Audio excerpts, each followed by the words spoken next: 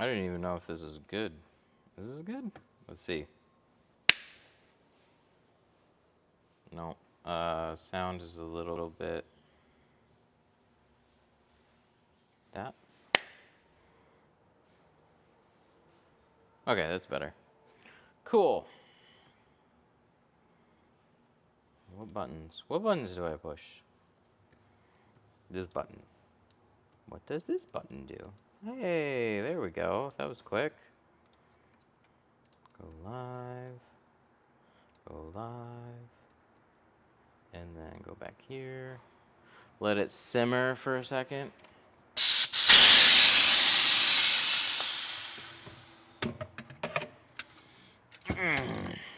Smells good.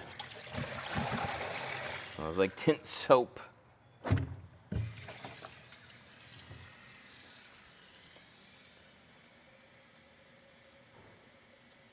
Hi. We're getting set up. I got this wham. We're tinting a full ram with the windshield. We're gonna destroy the BCM. Foreshadowing. Or I'll show how to not destroy the BCM. One of the two. My shop's right near Stellantis, so they make a lot of Rams around here. It's hard for me to avoid them. I use a soap called Tint Slip. This one. I like the 16-ounce bottles because they have little measuring cup there. So I have a gallon.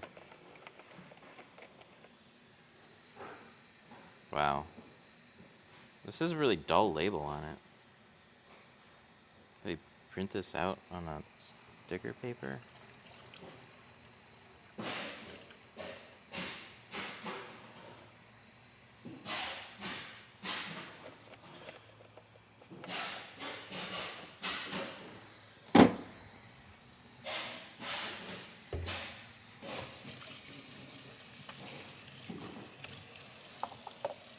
But replace Tint Slip with your soap of preference. I'm just setting up the keg right now, so I'm going to rinse it out first.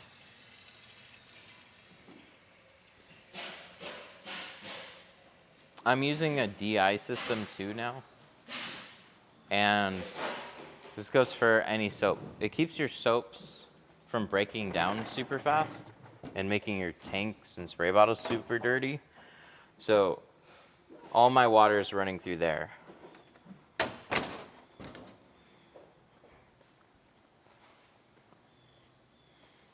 So it's nice and clean.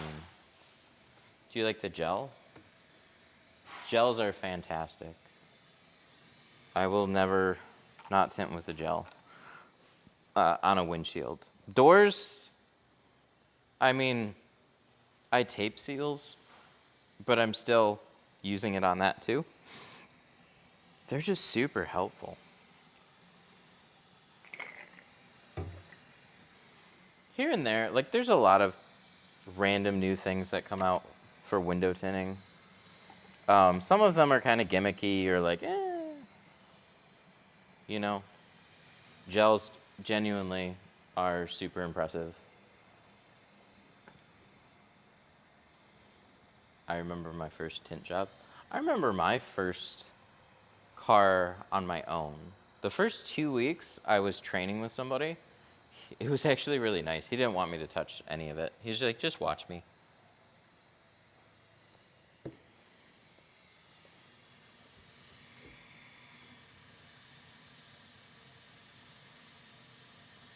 This is as fast as the sink goes, though. I wish it was a little bit faster. But we're doing the full car with the windshield. About there's fine. 1 ounce, 2 ounce. It's not going to be exactly 3 gallons. Like I do 1 ounce per gallon, but this is definitely going to be just a little bit stronger. A little little splash there.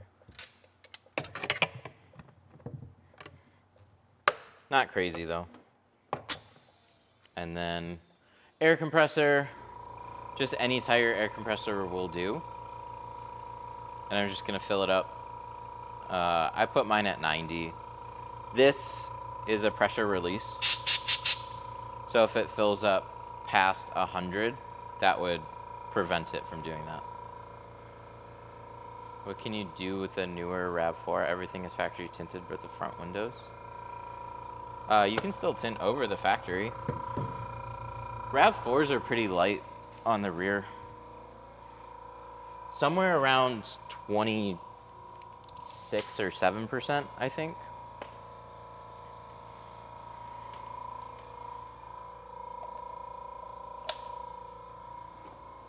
We're going darker on this one. This is 5 on the front, 20 on the back, and 35 on the windshield.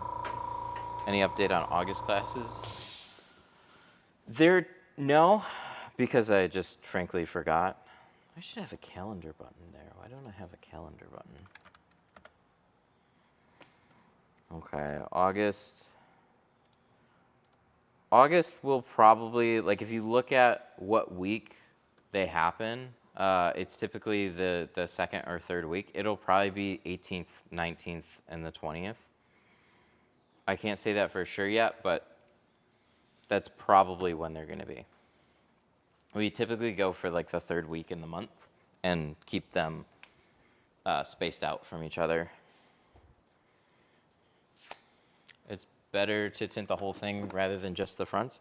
That's completely up to you.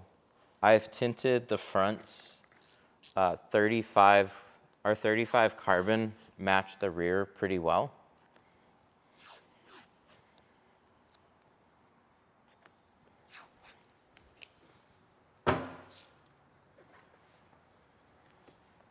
But there's no real wrong way to tint any vehicle. Some people go lighter on the front, darker on the back. It doesn't look weird. They blend really well. It's so normal to see darker on the rear, lighter on the front. But this one is factory tinted on the back, and he's going with a dark look. So on this, we're doing 5 on the front, 20 over the rear to match. Where on his last vehicle, we did 15 on the front and 35 over the rear. And that matched up pretty well too. Can I do 3%? No.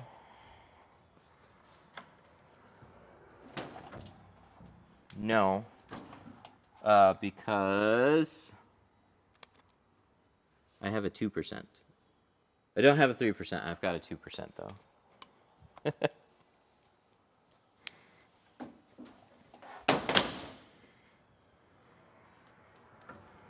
It's really fucking dark too.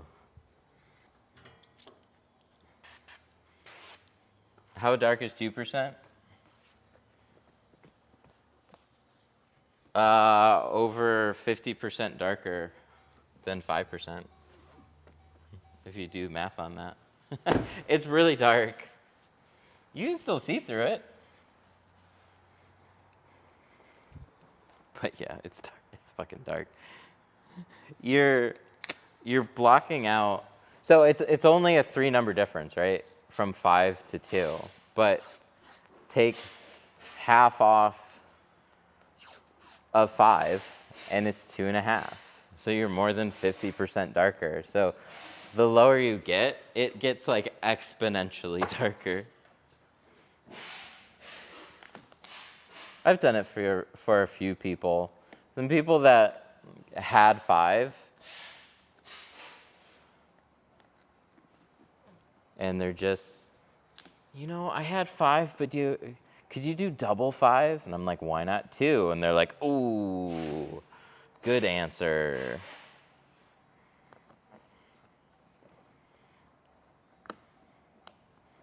Or, like, I really wish we had a 10%. There needs to be a few, like a few extra shades to help split the differences. And a 10% would be super nice.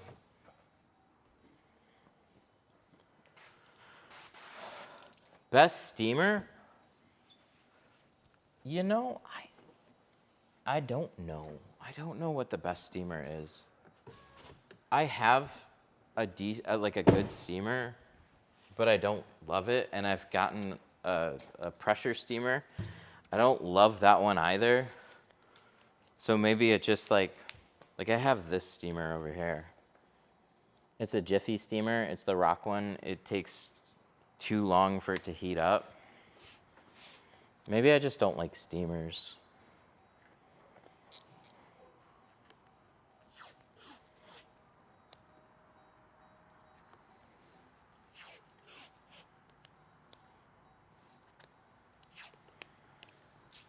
But I had a little $50 Shark steamer from Walmart years ago. It lasted 2 years. It was plenty fine. I don't think a couple $100 steamer is going to be dramatically better. That's kind of what I'm getting at. Pressure steamers are pretty good, but they blow steam fucking everywhere. What's the tape for? It's just to help extra dirt from running in from the sides. But, I mean, this one's really clean. So does it matter? Not really. Not really on this.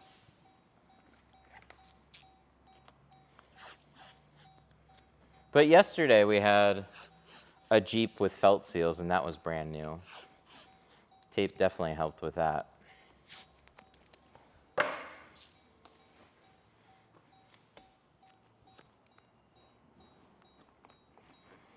This is more procedure.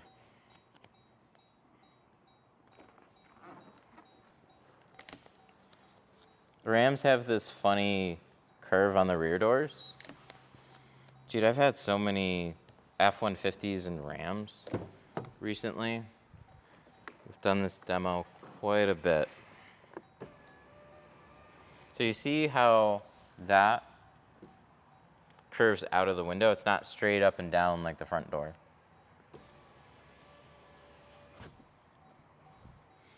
This is $550 for all around with the windshield and ceramic. Have a little problem with trash in that area? Yeah, tape's something that can definitely help. So the idea with tape is like very similar to trying to paint a wall, right? And I'm not trying to bleed paint over the edge, so you tape the edge. So these seals are just gonna get scuzzy over time. They're gonna collect a lot of dirt. And your water will run inwards. So it can just drag dirt and speckles into your work. So if you just tape them, now it's a brand new seal, not an old dirty seal. Just keeps everything cleaner. That with the windshield? Yep. Have you done a Audi A4 2014? Yes. Yes, for sure. I don't get that many Audis. I've definitely done A4s. Okay, so we're doing 5%. Oh no, I do have it, I think. I know I have 5%. It's, do I have the short roll? There's a short roll and something that I need to order that I forgot about.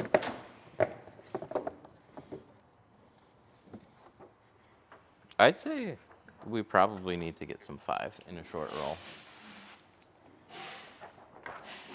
But we'll be good for today and tomorrow.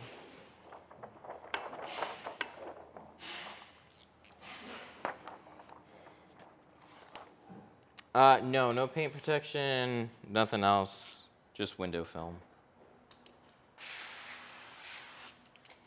I mean, I stream, and we're a tool distributor, tool and film distributor. And we have software.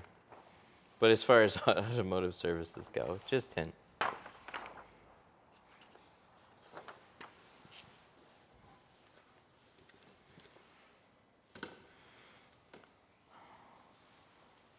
Start taking in car again after focusing on flat glass. How do I compete with people that are doing it for like 180 bucks? You got to build something different and better.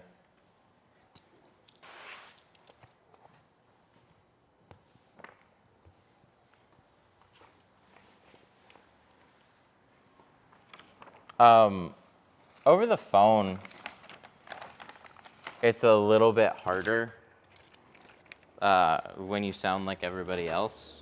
So you got to start with trying to talk to your customers a little differently. Ask if they've ever had tint before. Don't just assume what they want. Take some time to actually like talk and understand, like, why are you getting tint? What are you looking for? Because it's really easy to just rattle off a price and assume they know everything and then quickly hang up the phone, and then they're calling 5 other places that sound very similar to that. But one thing special we like to do with everybody is we send everybody a quote over the phone. And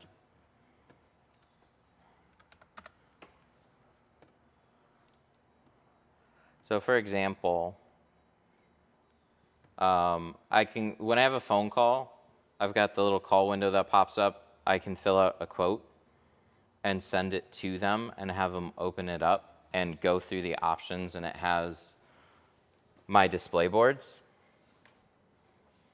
So they can see the different options. There's little descriptions, and I can actually like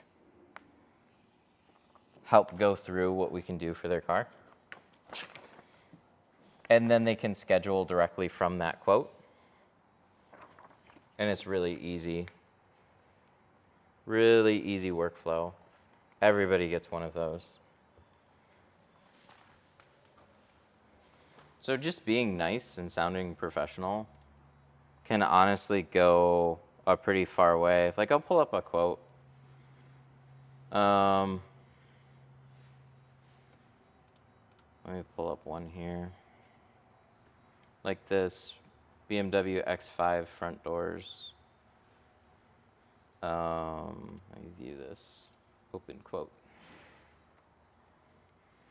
So this is what they see. It's set up to just open on their phone. It shows the earliest date that we have available that they can book. Carbon, ceramic, super ceramic. They can pick their option, and then they can book right from here.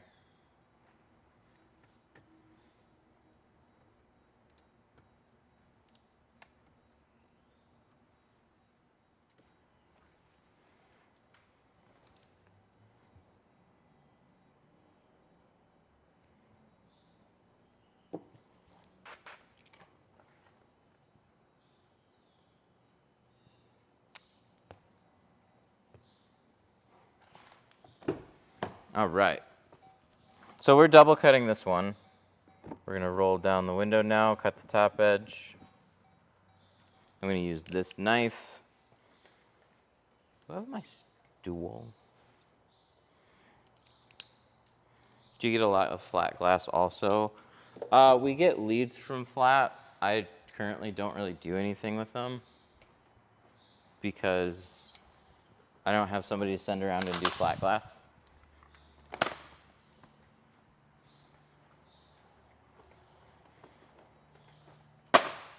I'm going to stand on this so I'm tall. I can give you guys a good angle. That's going to be my excuse here.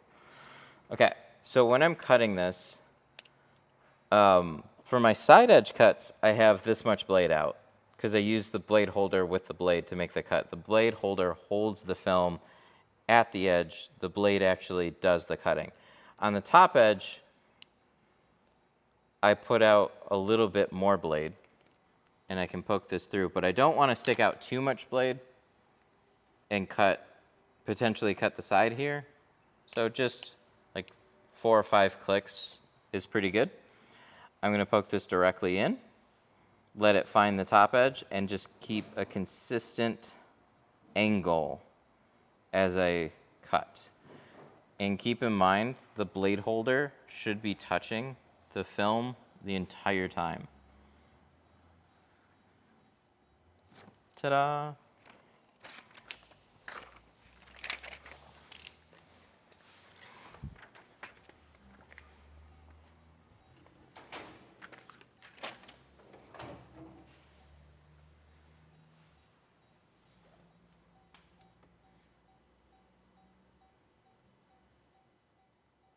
Oh, here we go. Okay, it wasn't scroll down all the way.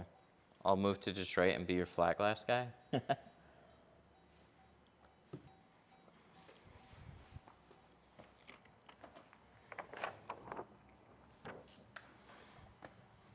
I just tend to spread myself really thin and get distracted easily. So I should hire a tinter and just pull in more tint jobs. But then my mind goes to like quality control, and I've worked for shops. Tinter quits, then you're left with a busy schedule and trying to scramble to find somebody else to replace them, and I just like I've picked the easy going shop life for right now, and it's beautiful. I like time to work on new products, stream,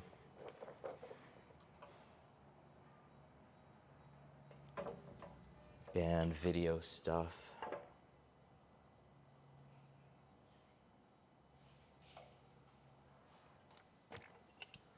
There we go. That looks nice and pretty. Let's cut this one too. The cutting board is custom, but it's not that complicated. I found a cabinet set. These are new age cabinets. And I just set it up so I had two big cabinets together, spaces in between, which look pretty good. And then I had a glass company get me two pieces of basically 3 foot by 7 foot tall tempered. They had to be like a 1/4 inch thick too. So same type of like sliding glass barn door or glass door that you would have in a hotel or like a hospital or something. And then this was just a metal sliding barn door track that we hung them on.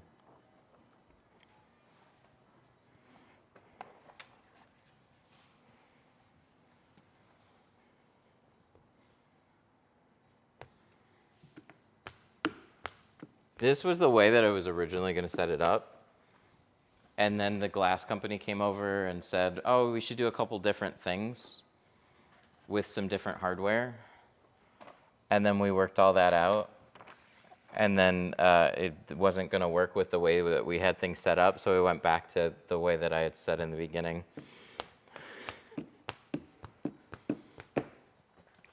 But we did a 2-inch L bracket at the top, this, and then we backed it with some wood. And then it's just leveled everything out. We could go, I've always thought to do this, we could just add more and go all the way across and have these sliding doors go all the way down there. But do you know what's more practical? An actual like rolling glass board, not something that stays on the cabinet wall. But it looks cool, I like it.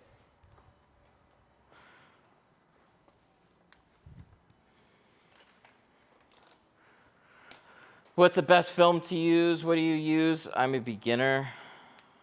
I mean, I'm a big fan of GeoShield films. I've been using them since 2019.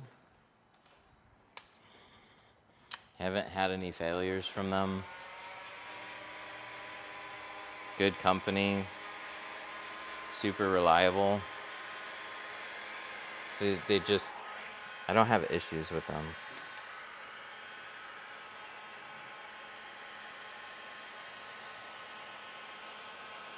You wouldn't realize how many issues you can have. Like, don't I just like order a roll and then a roll shows up and then everything's cool? You would think. Then you start ordering from some other companies. Some are really good customer service, and some are just complete dog shit. Film roll gets damaged in shipping and then they just like don't help you out. Like, wait, what? Or you get a box of film and the end is shredded because they cut it poorly. And then they just say, yeah, that's just how it is.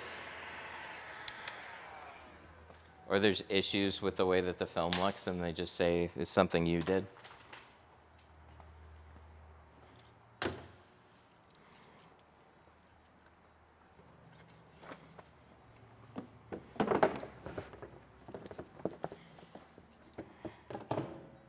Do they also send to the Netherlands?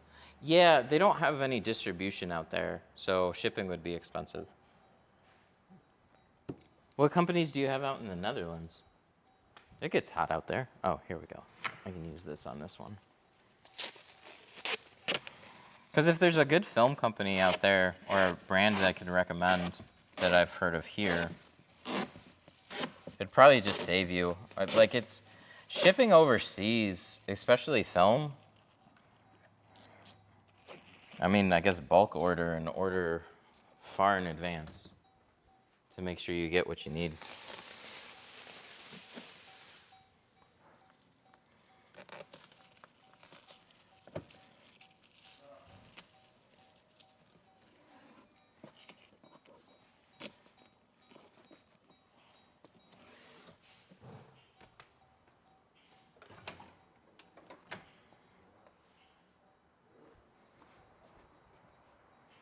Red Rock? No. Tiny Bot. I've heard a couple people mention them. I know nothing about that company.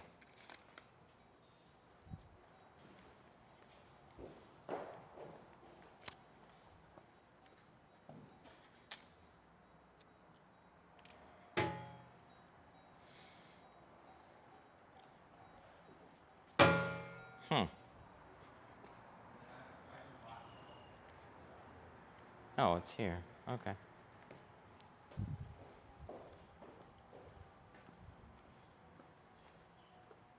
Rawix? Nope, another one I haven't. Maybe there aren't any. We need better, you know what we need? We need better ways of testing film.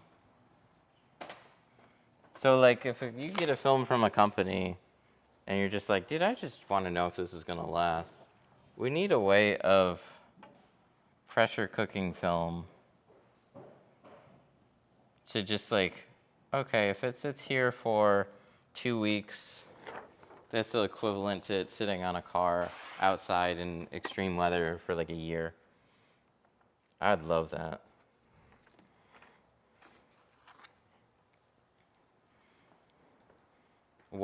Which one's the most popular?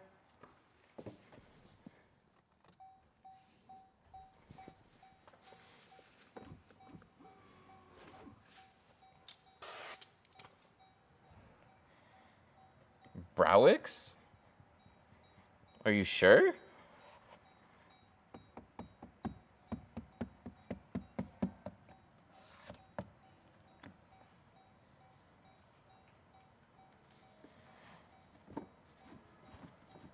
When you start that business of testing? I have a little setup over there that I'm experimenting with. We might dial something in. I think I need something stronger though.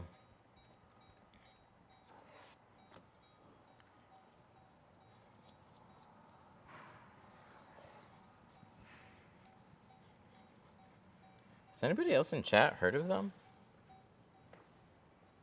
It's weird to be the biggest and then that's the first time I'm ever hearing of them.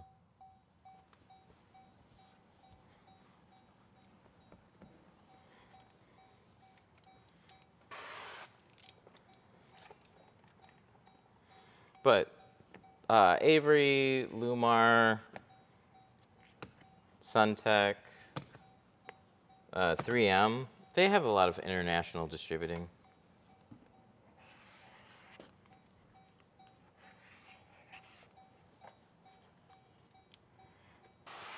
Yep, 5 on the front, and then we're gonna match it on the back.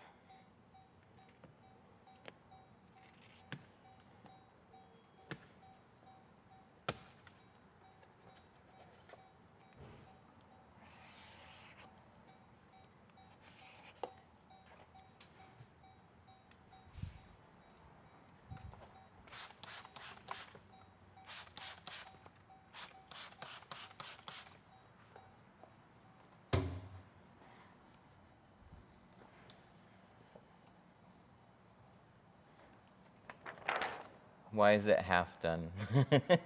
Is there a reason?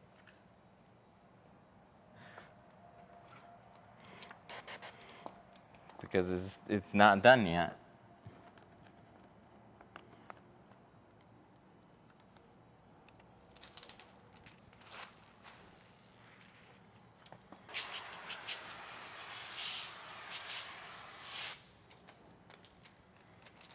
Do people go to like a mechanic and like their transmission is taken from the car, and then they like show up and they're just like, why is it only like half in the car? Or like why is it not in the car? Like, 'cause we're fucking working on it, bro.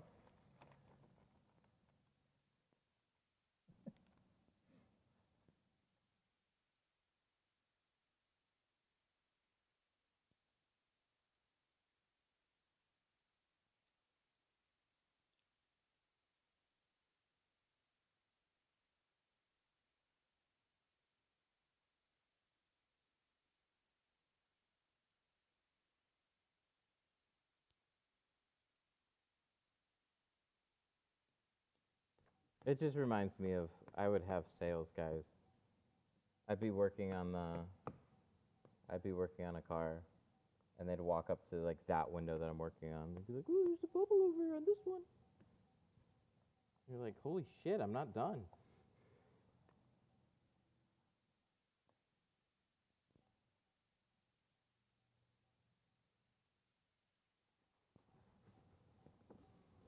Fix the audio when you get a chance. Is there something wrong with the audio?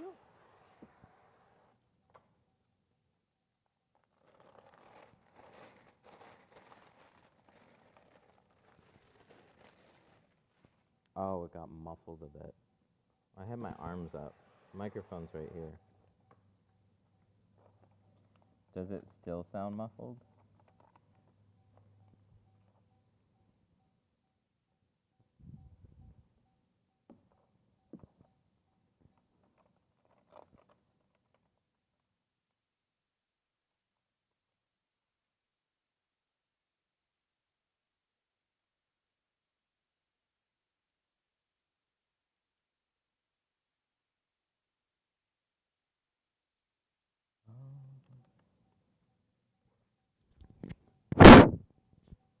How about now? Is it still muffled?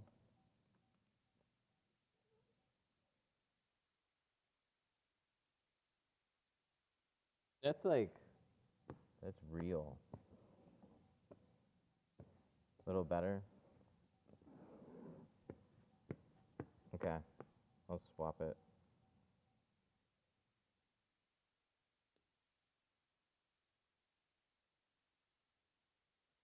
I've never had that happen before.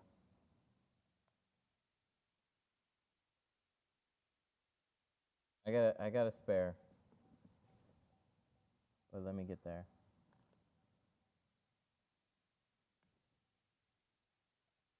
All right. Well, it's bound to happen, I guess. This one's got a clip to my glasses.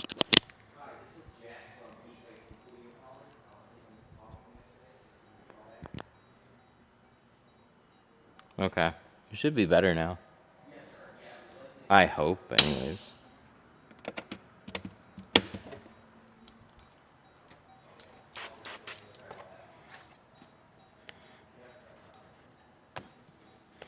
I guess from now on I'm going to make sure the mic is sideways. Sometimes we get a little spray on the camera. It's immersive, is what that is. Look at that. That's a real tinting. Like, you get drips everywhere and underwater sounds.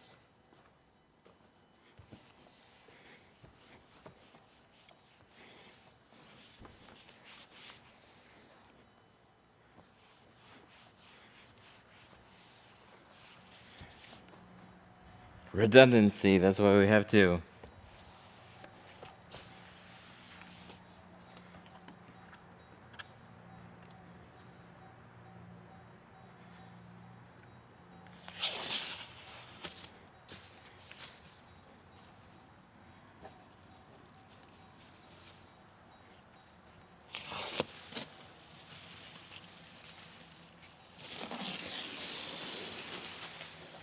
How long did it take you to learn how to tint? Dude, I'm still learning.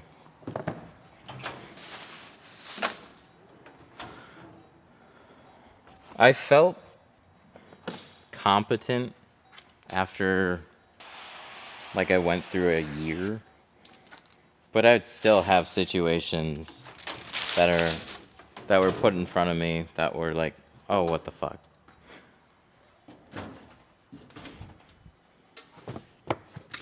Shops don't know. They just pull in whatever's gonna throw money at them, and then they put it on your schedule like it's just another car. And then you're like, oh, what the fuck? And they're like, what, is that difficult or something? Gee, I don't know. If we get a bunch of brand new cars and then we have something that's 40 years old, maybe it might not be the same. Oh, well, I already told him it'd be this price. Great. And then you have 3 other cars to do. Great. So fun.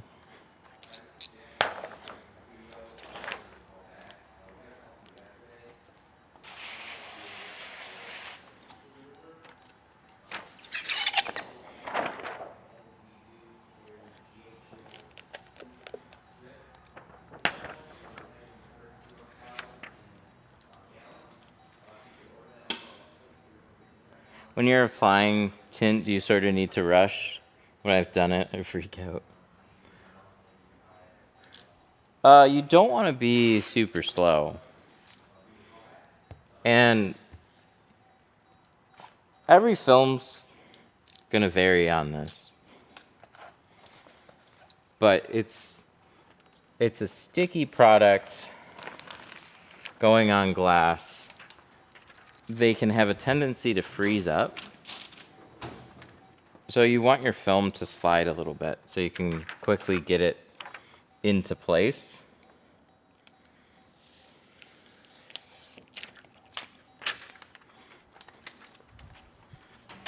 I should just leave that open. All right, we're gonna slide this over. So this rear door again, this edge curves out. So it doesn't really have a defined, this is our side edge, this is when it drops out. But the majority of it is gonna be inside either the seal or the door frame, so you're never gonna see it. And then it's only like this area right up here that kind of comes out. And then we have this funny little curve that doesn't matter. So when I cut my side edge on this, I'm just gonna do here, and then everything above it, you'll see how we match it up. I'm gonna trim this first, tear that away. Then I'm gonna slide this over. So we have little overlap on this side, little overlap on this side. And then we're going to pull this pattern down some. That's gonna tuck into the seal. Tack it in place. And roll it down.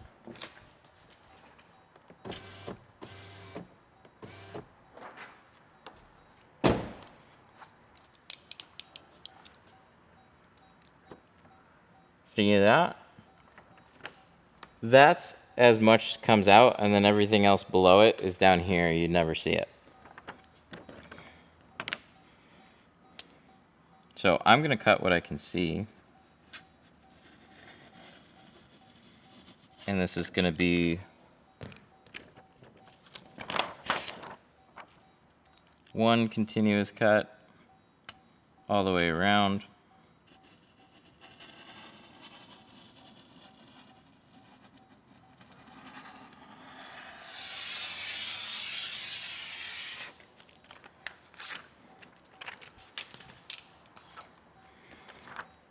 Then we're going to peel this back. And so I have that big stretch, but it'll all make sense in a minute.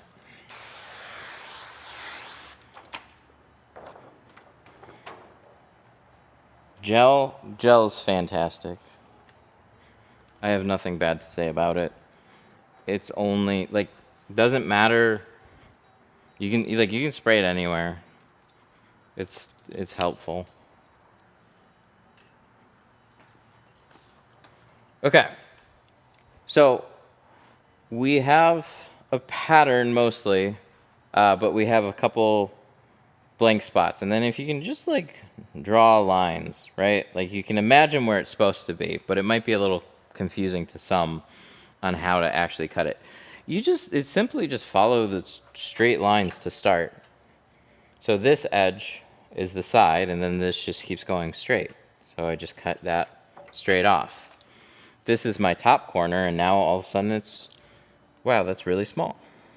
So I'm gonna just continue this edge, and then I'm gonna round the difference at the end. Right, like that. This little one, and then we round it. And then this side, I'm right-handed, so it's easier for me if I just put this pattern over on this side, so it's more comfortable for me to tint and trim on this side. But this was my side edge right here. So I know I don't want to go farther than this. So I'm going to line up a ruler and just trim all this excess off. And now when we look at our pattern, it actually looks a lot more straightforward. It's just cutting your margins off. So I'm going to round this corner down here. And then this is going to disappear. So we're going to follow this curve down, but it doesn't matter if it's short because you're never going to see it. It's going to be somewhere down here when it actually falls out of the seal. So that's why I cut everything that I can see and get to, and then I'm just going to draw an arc that kind of matches that, but it doesn't matter that much.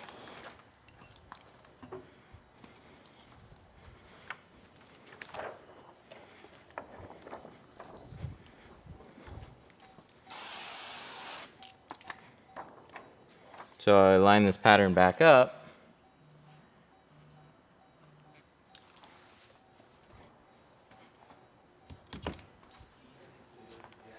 Right, like that. And see how this comes down? Like follows the glass and then it just rides down in there. It's something that you would just never see. So it doesn't matter if it's perfectly at the edge down here or not. It's in the door. It's out of sight.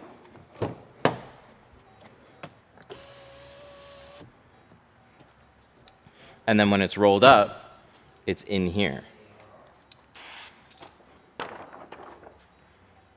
So you just want to make sure that your pattern is cut close enough where there's nothing that would stick out as being wrong.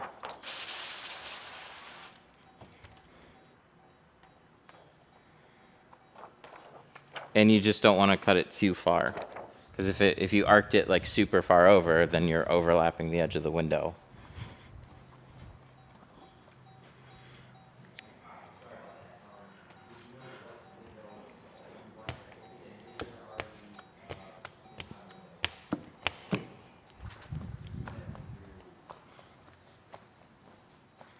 I don't think this is going to mess them up.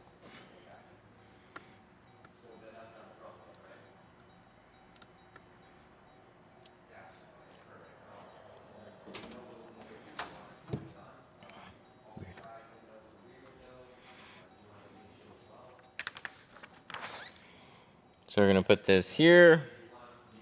We are gonna shrink it. Do we show both ways today? Okay, I typically, yeah, let's do it. Let's do it. So I typically snap shrink. And I'll do that on the other side. But on this side, we'll do a regular shrink. This is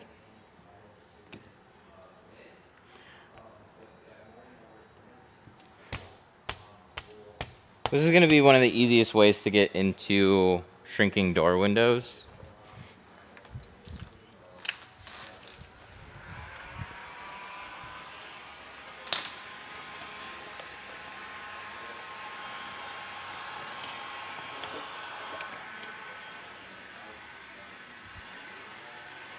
So I have some fingers here. If I push them down, they're going to pop back up. So these would pop up on the inside of the window if we just tinted it without shrinking. So we need to take our heat gun, shrink a finger, just get the heat gun nice and hot. You get these zigzags, and it's just a little game of whack-a-mole. Heat it up, push it down. Heat it up, push it down. They get smaller.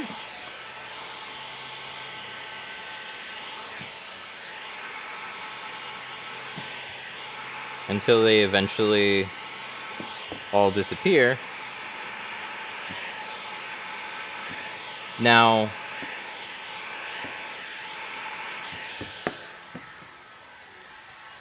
if I want to make sure that I completely shrunk it, I'm going to just do a double snap. I don't know why it's called double snap, but I'm going to lift the film. I'm just going to let it drape, card the sides back down. Now, underneath here is dry, but those little shrink wobbles help lifted the film. And so I'm going to take a heat gun now and just tighten up my shrink. It gets it to flatten out, especially along the bottom. It pulls it inwards a little bit more. And this should be ready to install, and I shouldn't have fingers that pop up. I can check it by spraying some water underneath again. And then this is pretending it's on the inside of the glass. And we're squeegeeing it nice and flat. Ta-da! Now, I'm going to run to the other side and snap it. We're doing the same thing, but we're just going to do it much faster. So I have fingers that pop up on the bottom, but instead of taking the time to individually shrink them, I'm going to take the corner. I'm just going to pull it, and then I lift it off the window until I get right about here. It's still anchored a couple inches on the glass. Take the heat gun, make sure the heat gun's nice and hot. I bring it in until I see the film start curling inwards. And you don't have to shrink most door windows a lot. But you just run that heat gun over the very bottom and a little bit into this where there's more curve. And then, look at that. There's a good amount of tension right here. See that? So that prevents fingers from popping up. I think I could do this area a little bit more. I can see a little finger popping up here. So I just want to hit that very edge just a little bit more. I also don't have my sprayer over here. Ta-da! That's what I want to see. That's snap shrinking. So you get Takes all the slack out of the window.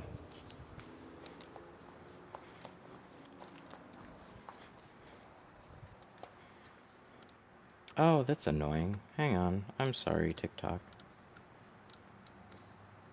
I think it disconnected somewhere. Oh, yeah, they're coming in now. Okay, so we're going to install this.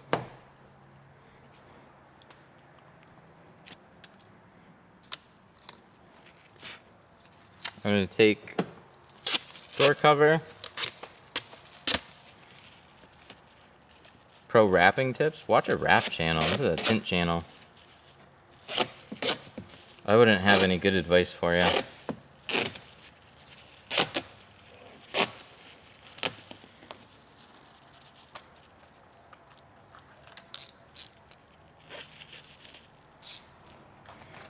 Can you check on order 36520? Yeah, absolutely. Screenshot that. What's going on?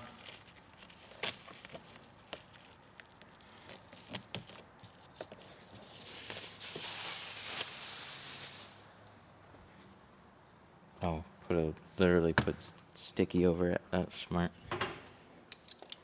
Literally about to remove my tints. If you have any tips or things to worry about. Adhesive, it's kind of a grind and a lot of labor to remove film. Sometimes it comes off nicely. A steamer is your best friend when doing a film removal.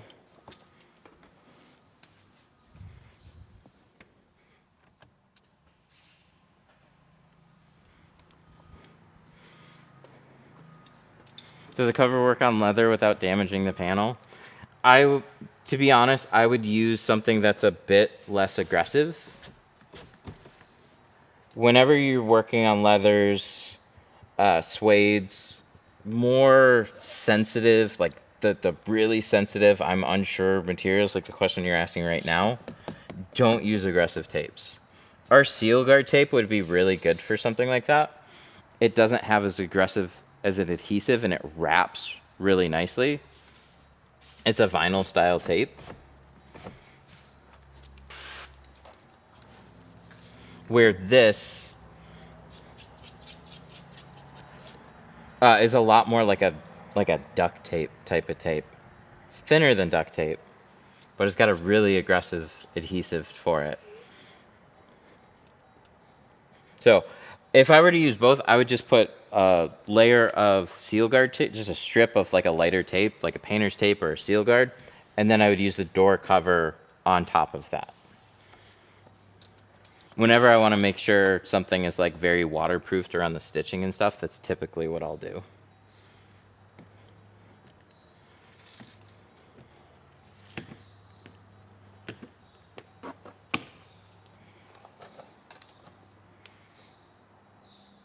I just want to see if it's been packed. Oh yeah, we'll check it.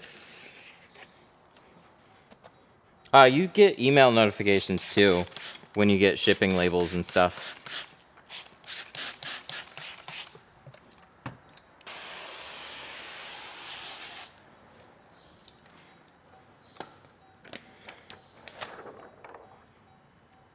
Will anything with tinting change in the next 10 years?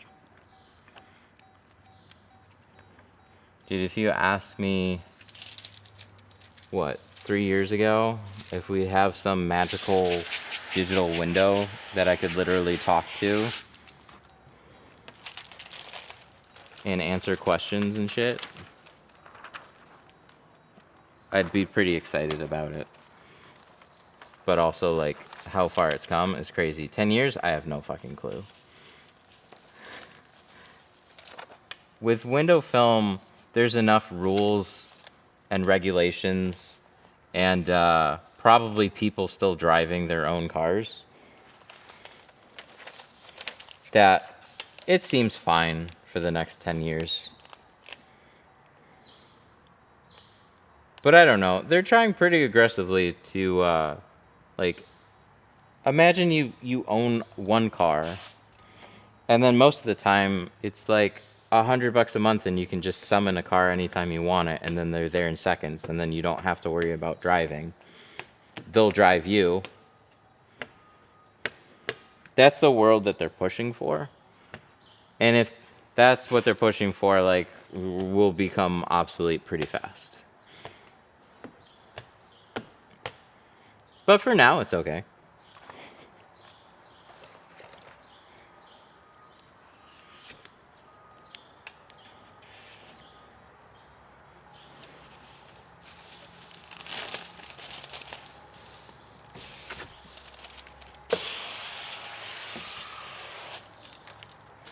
Not gonna happen.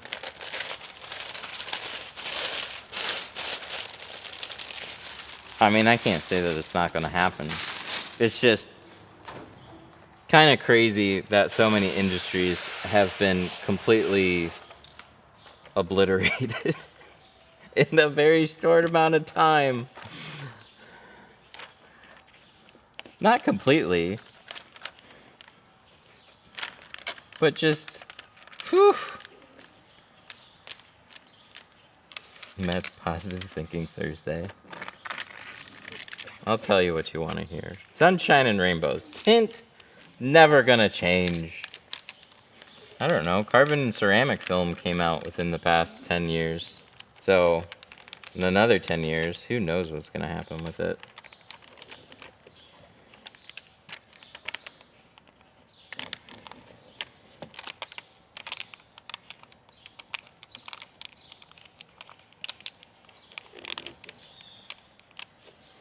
This is ballooning like crazy. There we go.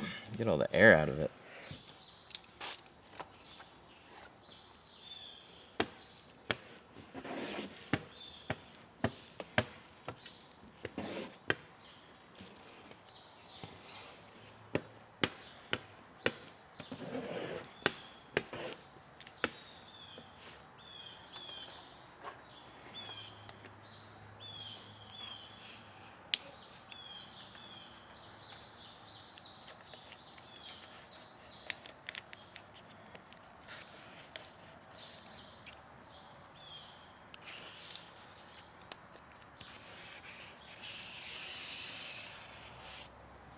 Ta-da! Hooray. Insta-cling tint so bad. It's really hazy and hard to see through. It's thick. Doesn't stick well. Scratches easily. Made a fun video with it though.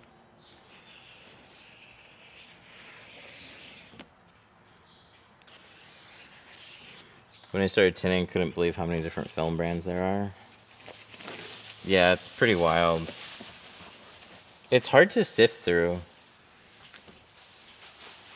They all sound very similar, and it's harder to measure. The biggest thing is how long will it last? There's the obvious things like clarity, workability, performance.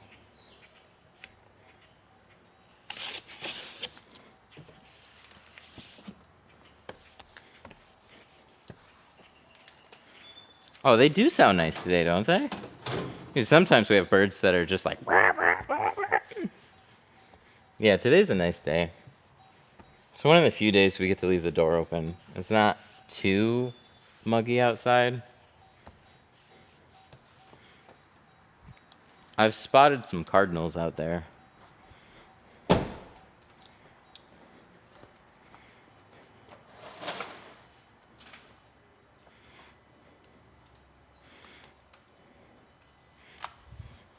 I installed a pre-cut sun strip and a rear window with tips I learned from you. Took some trial and error. Thank you, dude. Oh, hell yeah. Nice job.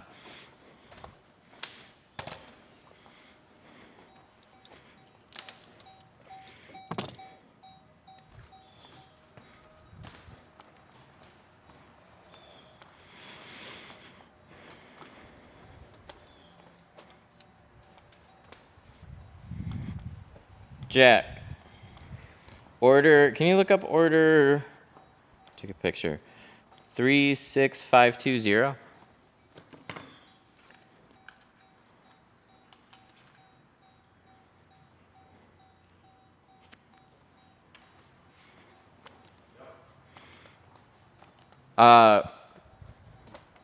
Where's my gel?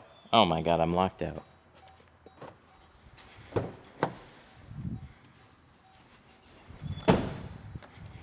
Is it tools and film? Or just tools? Tools and optical. Oh, okay. Has it been put together yet? No. Oh, okay. Somebody in chat is asking about it. Oh, I mean, soon. He's getting to it. It'll be done and shipped out today, that's for sure.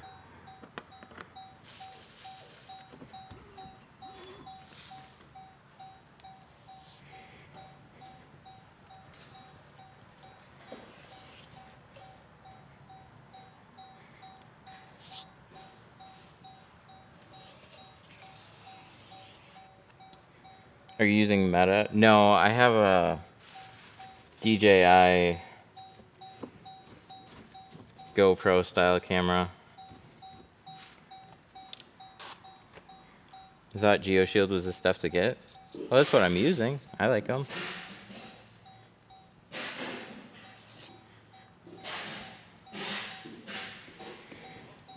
A full windshield and the rest of the car. I'll schedule it for up to 4 hours. Usually quicker than that. But I give myself extra time just in case. He dropped off at 10. I told him it'd be done by 2.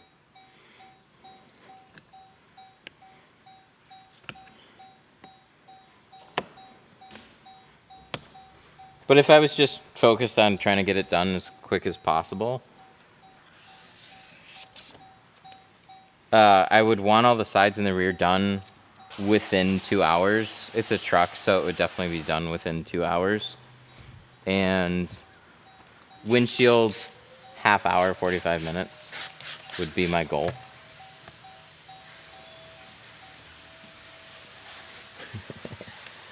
The brain chip you're watching from his eyes. I wish.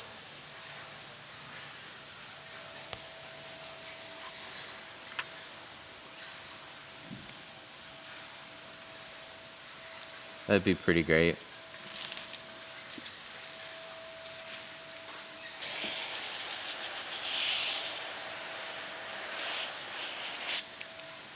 How do I get an HDMI cable off the back of my head?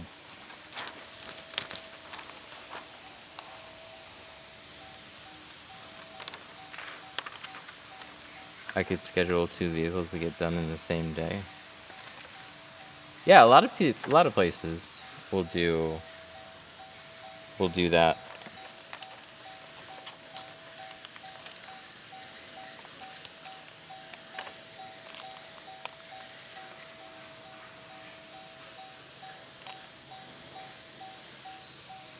A wireless adapter, probably.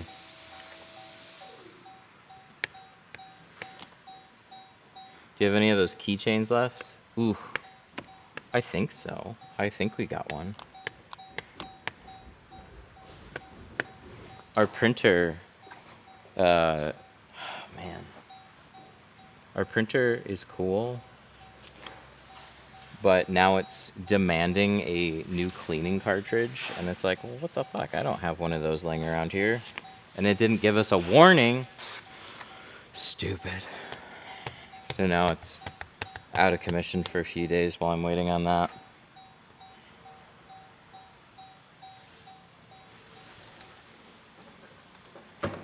On his order, ooh, I do. I have a nice one right here. On his order, can you throw in a keychain? Last one. Ooh, you got the last one.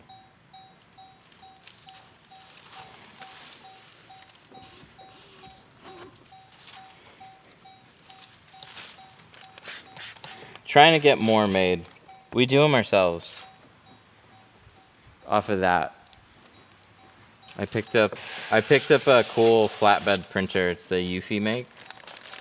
You can print on anything, but it's like it's a mix between, it's like a professional hobby tool. It's hard to do. You're not going to do high production off of it. You're going to do small runs of like cool shit.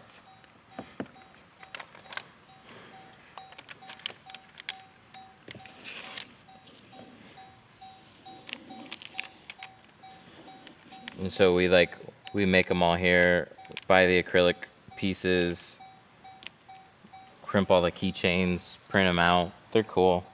I designed it.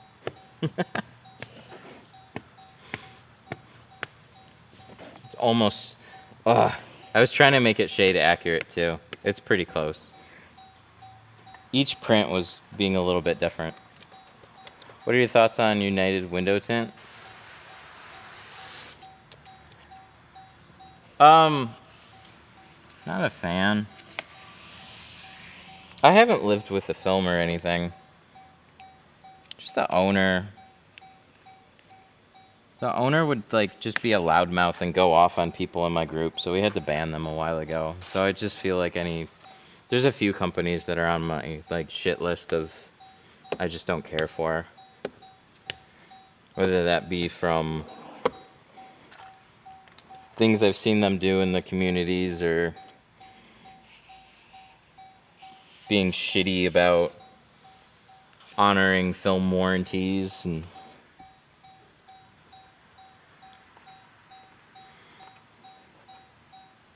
David Young was stealing. Who's that?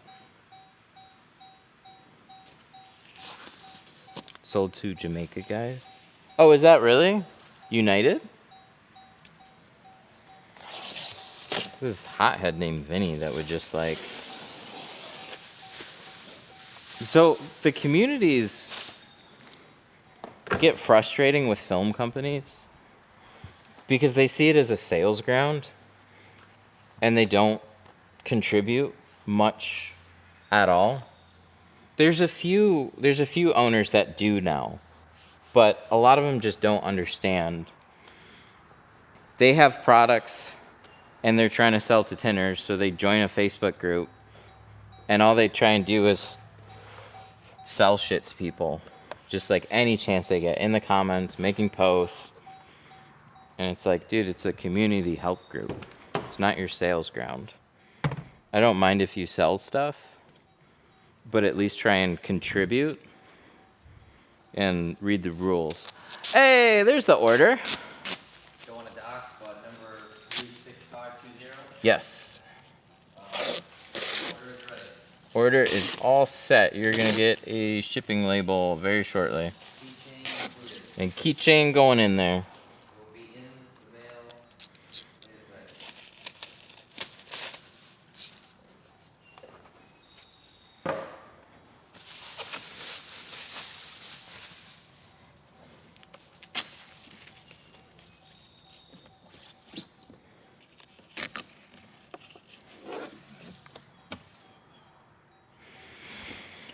Oh, I gotta start TikTok again.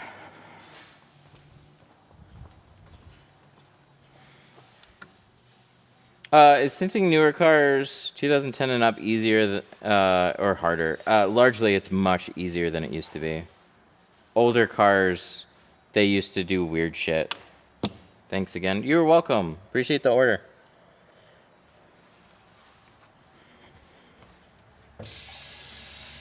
You know what I'm gonna do? I'm gonna make another tea. Let me grab...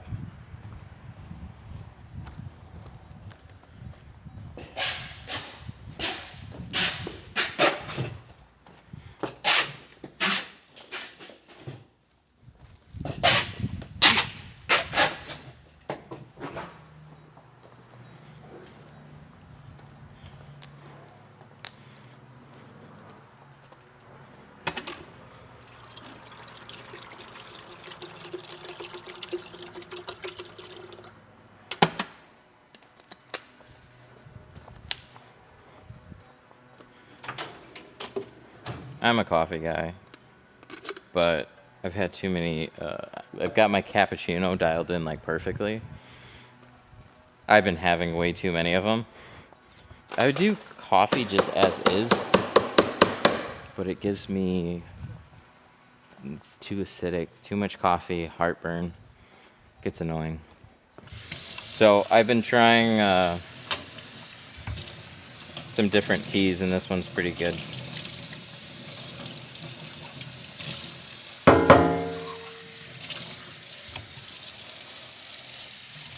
Yeah, Solar FX. Solar FX is cool. They're a little. They have territories. They have a few different companies. They have Rogue and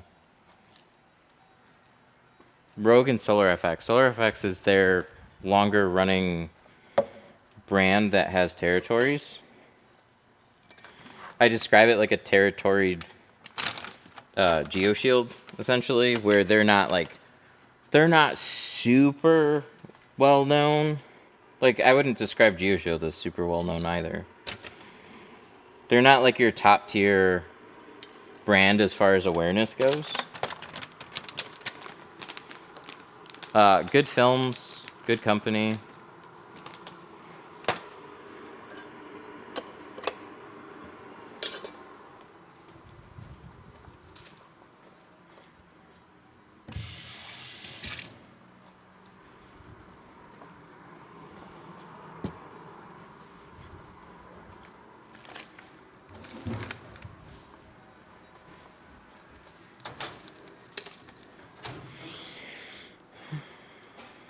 All right. Should you have hand cutting dialed in before plotters? Oof. Yes and no. What you're gonna find with having a plotter is that you're probably gonna do whatever the easiest thing is to do. So you want to make sure that you're good at hand cutting because you're gonna have to still do it. You just don't want to handicap yourself too much by always using a plotter.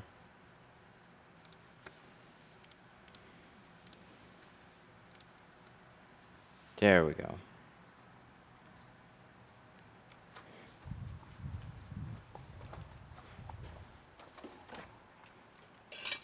No, don't do that.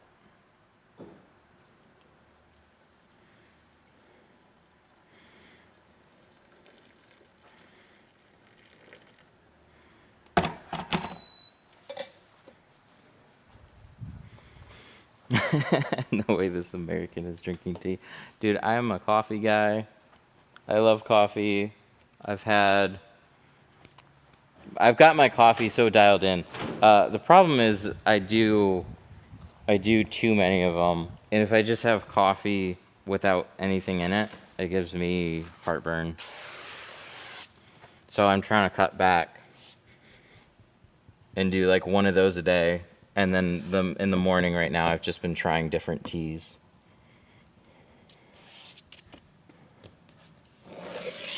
It's been going all right. I don't like it as much. But this one's pretty good. Oh, I need to turn on that switch.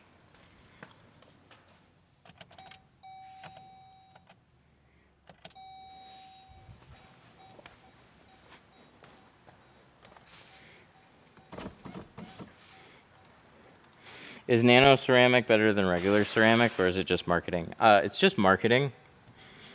There's nothing wrong with saying either, but there isn't anything different.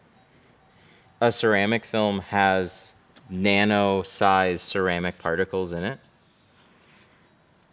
So that's where the term nano comes from. Like, they're teeny, tiny, itty-bitty.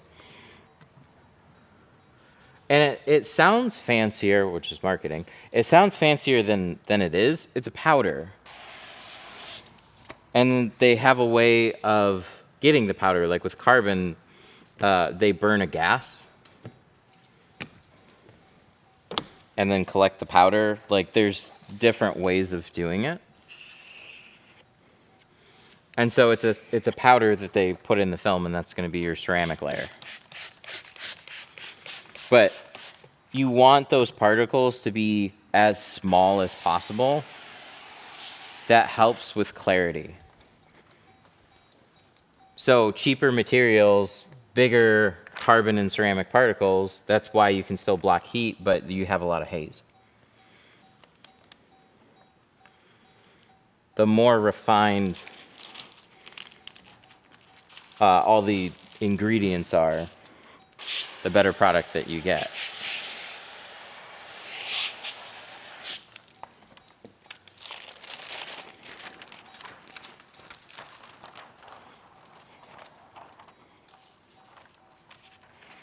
So this film that I'm installing right now, C2 ceramic, it's a carbon ceramic film.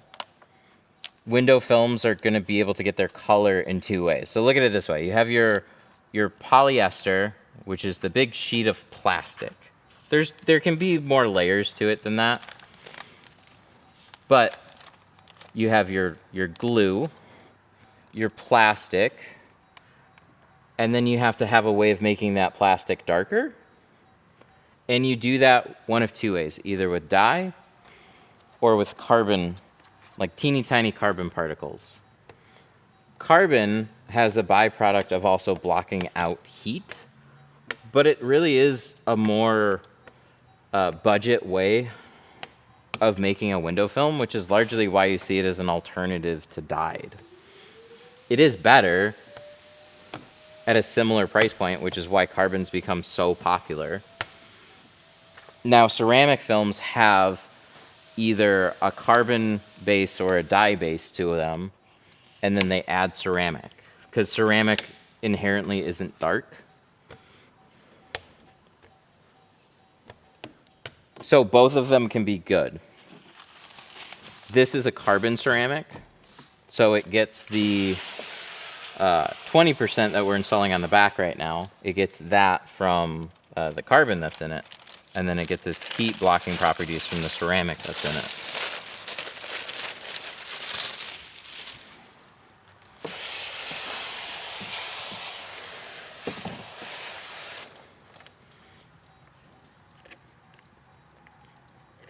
But companies will dress that up and try and make it seem hyper advanced with fancy words and this and that. And like there's genuinely like cool products and innovations that do come to window films. Like crystalline is genuinely like a 200 multi-layered process of fucking shit that I think helps reflect a little bit of heat away along with absorbing it, so it's a really good film. But it also makes it ridiculously expensive. Glass will retain some of the heat, so there's really only so much you can do about reflecting or absorbing anyways.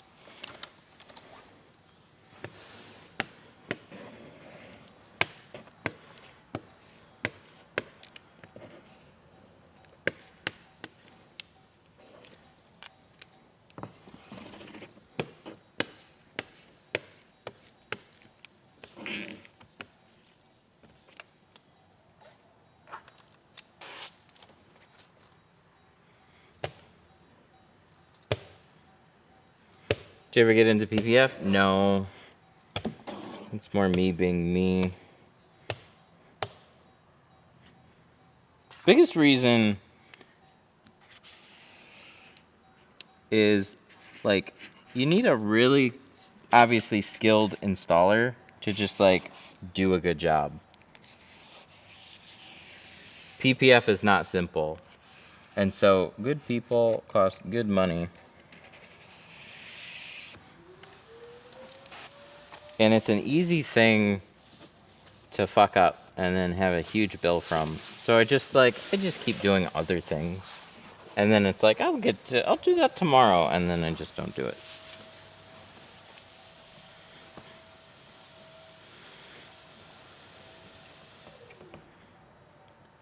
I should take the time to find good people.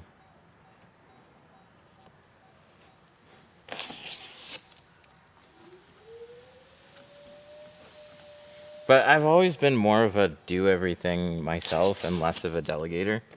It's always been a big weakness of mine. I like doing stuff. But then stuff doesn't get done.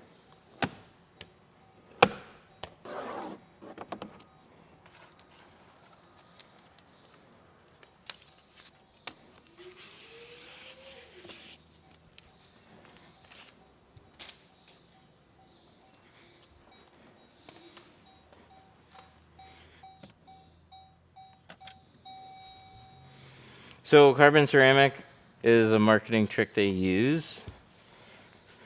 It can be.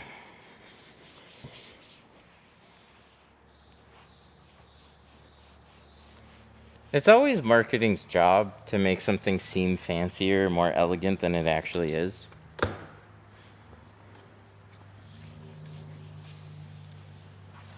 But if, let's say this film is a true ceramic, where other films are a nano ceramic, it's like that doesn't mean anything. It either has ceramic in it or it doesn't. It's like, there's no way around it. It's either got carbon or it's got dye for the color. There's no way around that. You just described myself. I think that's a lot of small business owners. You do things yourself, you get to where you are, and then you keep yourself busy.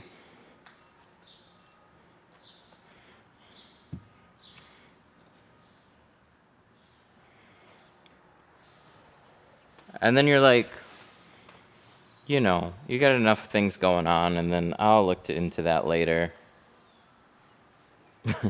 Fuck. The problem with having 3 of the exact same TVs floating around is they all have the same power button.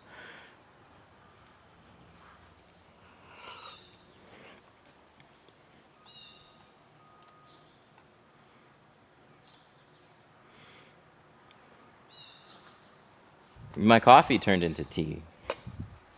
It's actually slightly more depressing.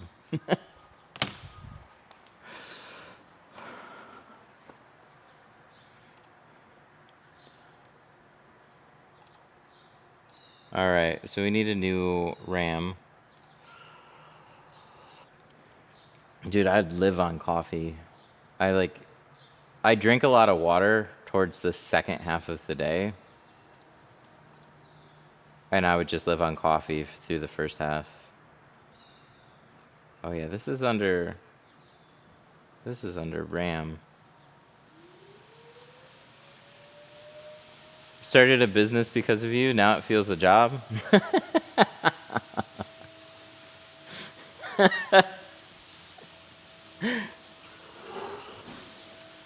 Everything that earns and makes money is fucking work. Oh, the star system is definitely new. 4 stars on this one? I really wish I could leave comments on it. But they'd have a bunch of tinners go, this fucking shit don't line up.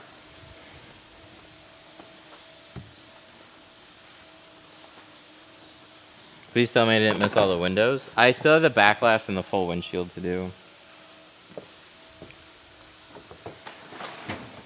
I'm gonna see what 5% roll that I have. That's a short one.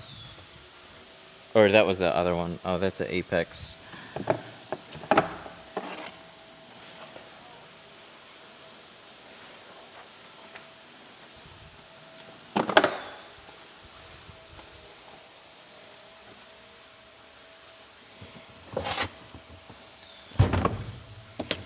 Every job feels like a job because it's a job. You gotta figure out how to add some variety. There's like, dude, I've done a live stream every day this week. I had this one to do, and I'm like, man, can't I just sleep today?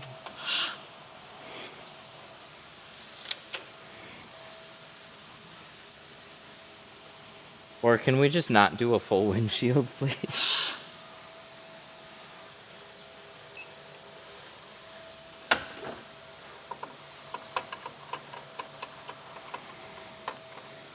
But I don't stream constantly all the time. I like doing it. I think I'd go crazy if I did it all the time. And then there's just certain parts of the business. If I was only tinting cars every day, yeah, it's a fucking grind. I always gotta figure out how to add a little bit of variety. That at least makes it different enough that it doesn't feel like a grind.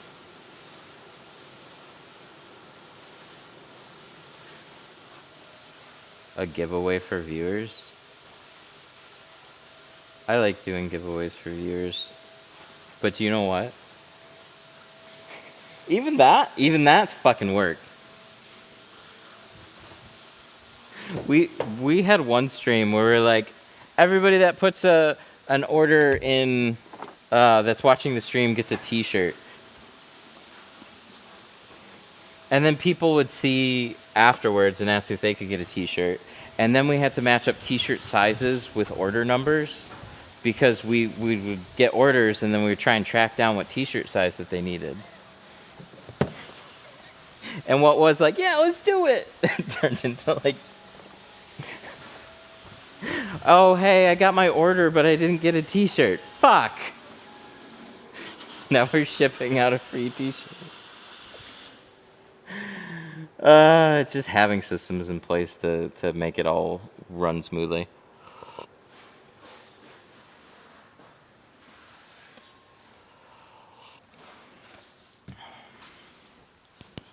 You got your wife there holding things down? Yeah, we have Jack upstairs right now.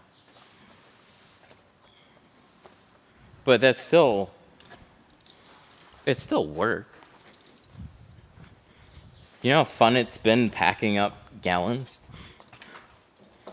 Most of our orders before we started doing slip solutions and liquids would fit in padded envelopes and were much easier to fulfill. Now we gotta box shit up and then UPS throws it on the ground and it explodes.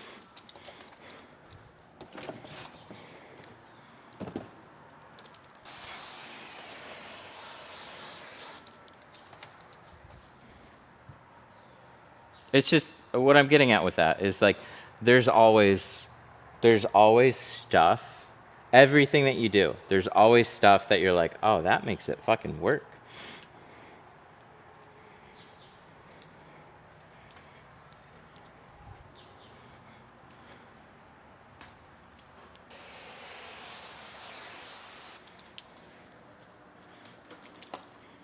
But I like what I do. That's for sure.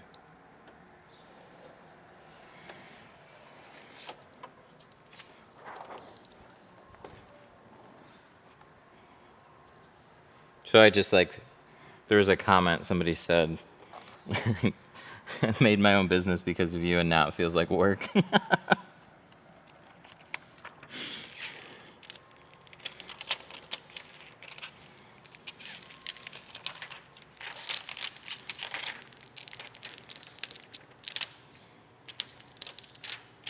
Where's my corner? There we go. I feel that.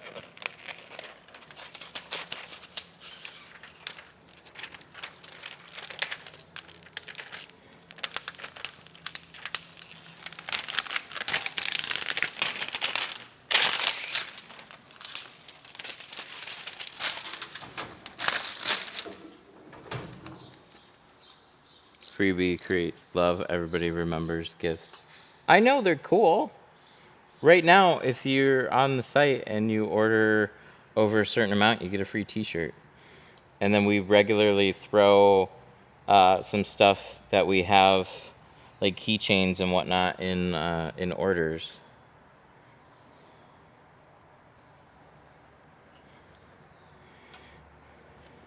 I'm just saying a live stream right now for a giveaway. It can get a little chaotic. Because I don't like when people feel left out. Like, oh shit, I missed it.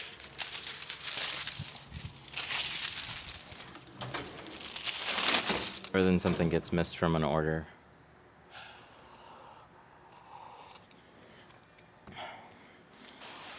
Do you have any crazy tint stories? I should have something that comes to mind. Nothing comes to mind right now, though. Fuck. Wait, hang on. I gotta think about this for a sec. So this one wasn't moved. This one wasn't moved. Top and bottom. So this one has to be shrunk out the side if I do. Our keychain is super cool. I don't think I gotta find it. We're waiting on a cleaning cartridge so then we can make more. It's at a standstill. I made my own business cards though too. Look, we can print out a whole bunch of stuff. I printed on like this squeegee. I've made this business card. That was pretty cool. These keychains here, they're shade keychains. This one turned out a little crooked. I don't like that.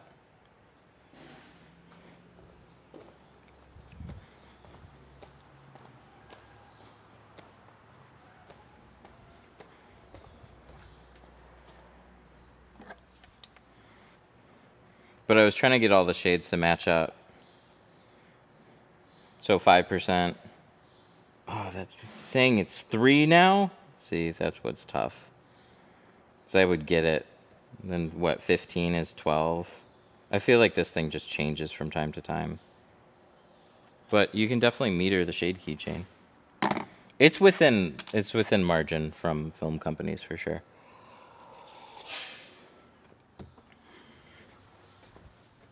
Oh, I was gonna grab my heat gun. I got distracted.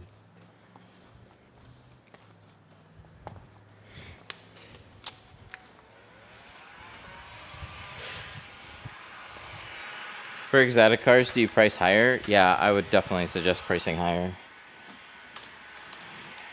You're just inherently gonna take more time.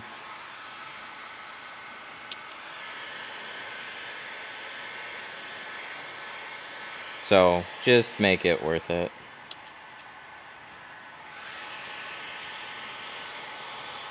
Oh, this is wrong. It shrinks this way. Oh, I flipped it. Chat, why didn't you tell me I flipped it? It was supposed to be this way if we're shrinking it.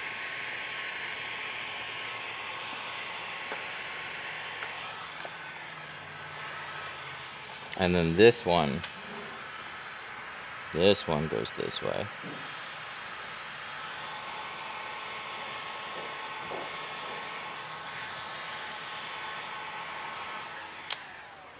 There we go.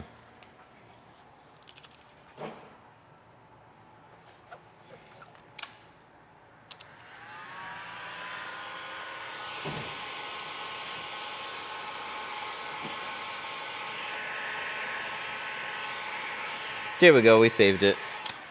She's okay.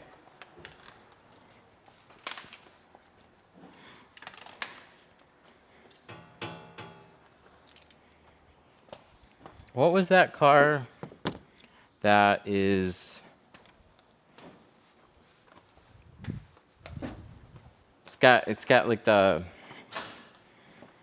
tail light. No, it's got like a blinker light from a Focus. It was like, I want to say it was like a Lambo or something. Uses the same blinker as like an older Focus.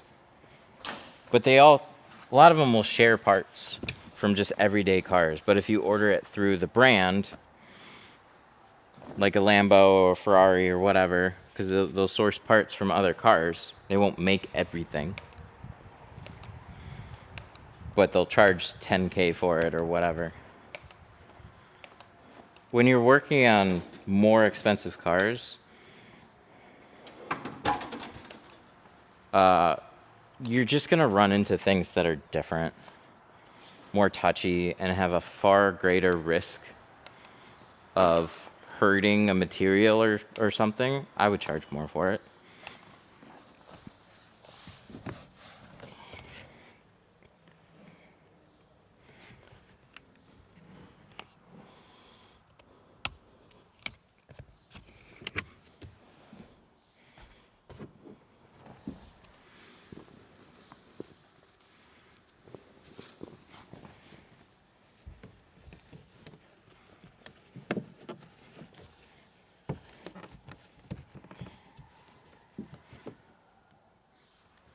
Who makes the cabinets? New Age.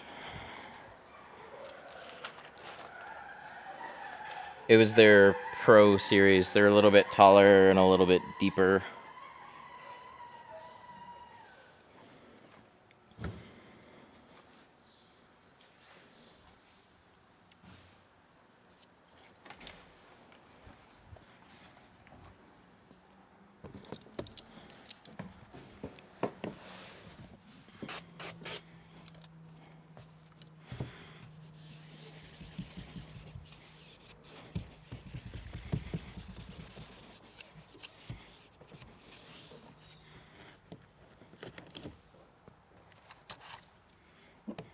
Okay, so this back window, dude, these were so close to being just another truck. But it's got this metal channel that bumps up right against the dots.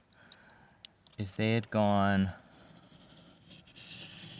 a quarter of an inch, oh, that would have been a lot. If they had gone a smidge, they could have gone a smidge taller, and it been just no issue.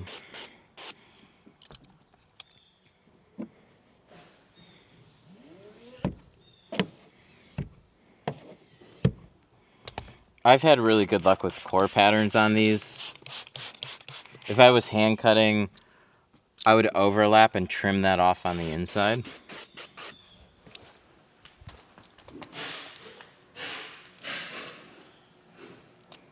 Goes to the other side. This I just want to double check. Yes, this is for this window. A little action cam. I got a DJI Action 6.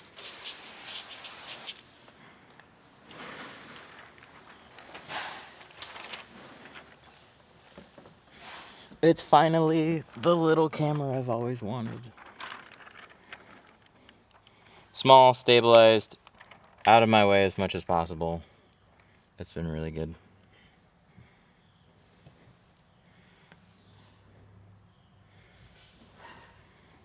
Oh, there you go. That guy's got it. Mercy Lambo uses the focus light. Diablo Lambo uses Nissan. McLaren F1 uses some school bus lights.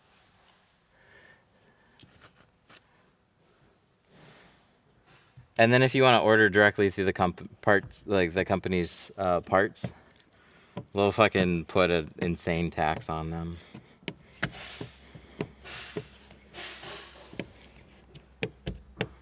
They're nothing special. This lined up super good.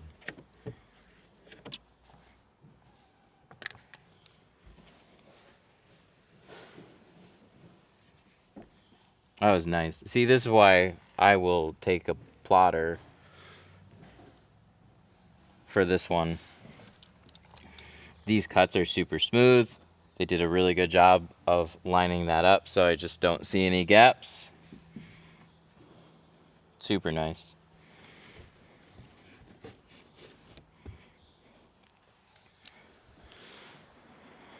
How do you read comments?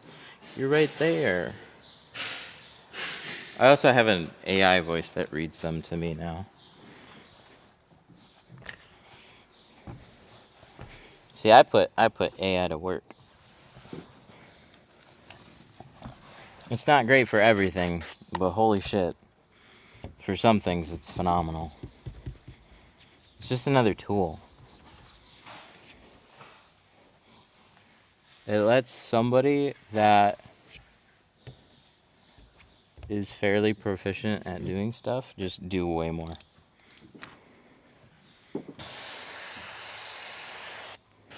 Oh no, my earpiece will self-destruct.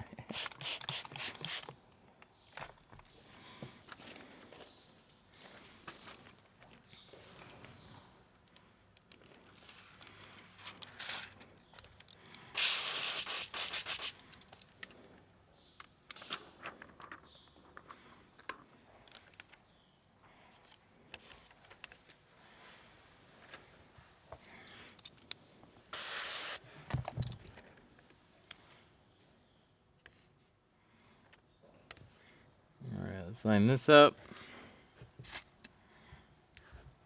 If it's big enough. Don't stick. Okay, yes it is.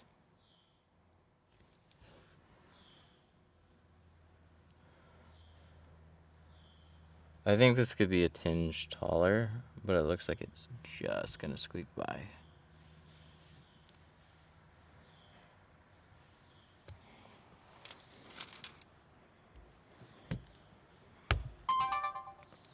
Oop, that's my 10-minute warning.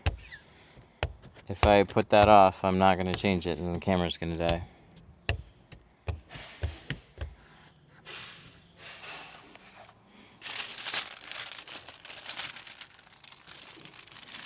Nice. What PSI are you at? 90. 90's great.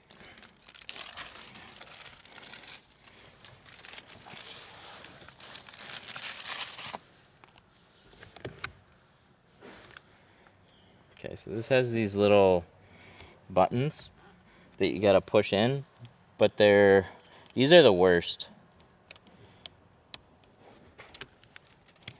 because they push in and they don't always unlatch, and then you need upward pressure, and then they stick. Ugh, there we go. Cool. Okay, I gotta change the battery on this or I'm gonna forget. I forgot in the past, I think 3 streams. Does Tint go on the inside? I sure hope so.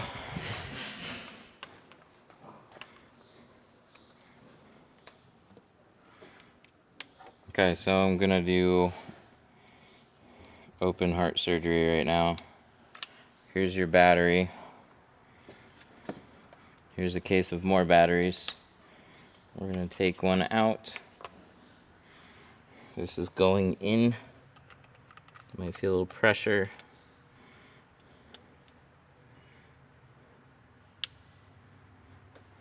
There we go. And you're as good as new.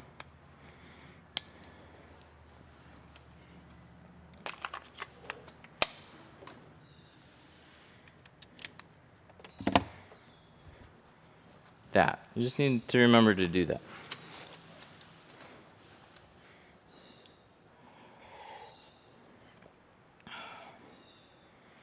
Can you print front windows without getting my ticket? What? Are you asking for some front doors that won't get you a ticket? Is that what you're asking for?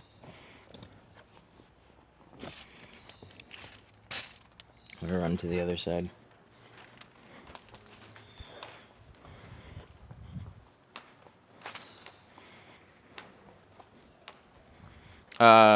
Hey, that was a very thorough ask. 26 Camry, everything with a windshield in carbon. Oh my God. There's so many people in chat that go, how much tint? What car? What windows? What film? You got everything for me. Everything with the windshield in carbon would be $450.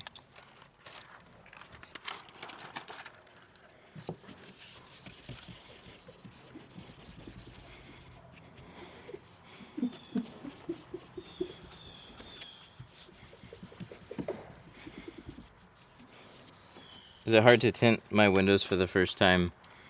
Yeah, it definitely could be. A lot of people struggle with it their first time.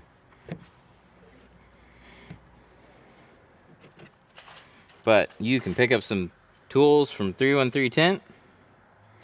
You can save 5% with the code 313 Tint.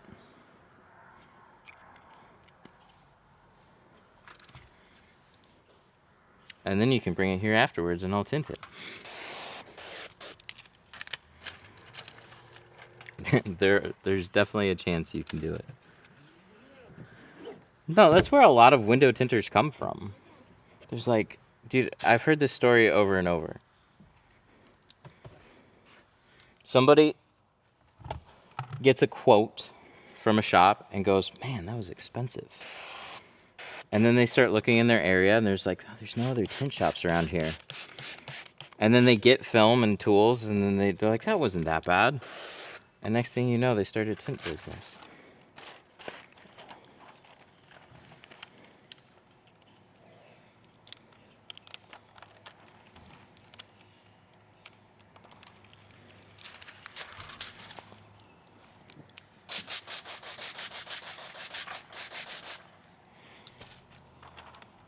I find it hard enough doing sliding doors for customers. Sliding doors, you have way more surface area though. These are really simple windows. This one in particular, they make it a little bit more difficult with the metal edge here.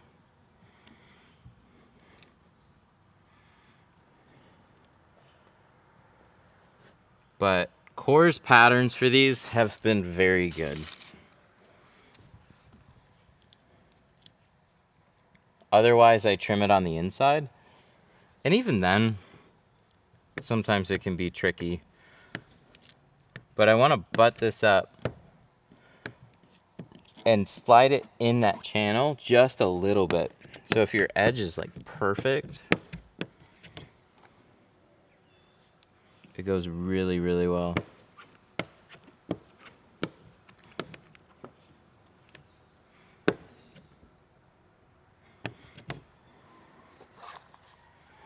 Good visibility, heat shielding, but also look good.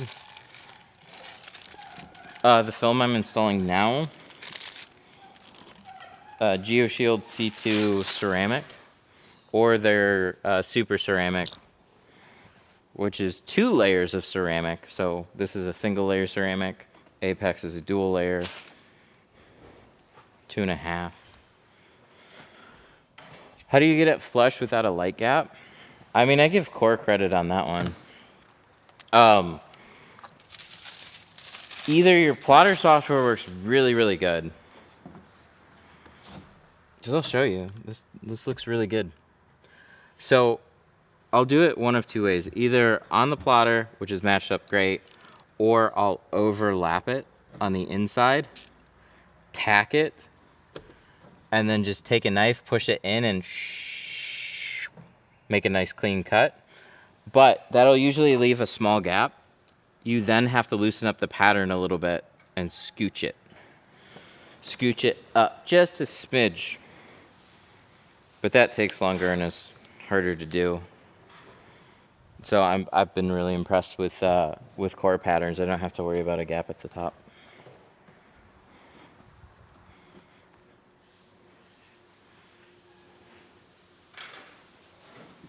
Metallic films, are they any good? You can get good architectural reflective films. Oh, but like a metallized film, I think they're okay. They're not popular because of they just had a lot of stigma around them. Metallized film creates a Faraday cage.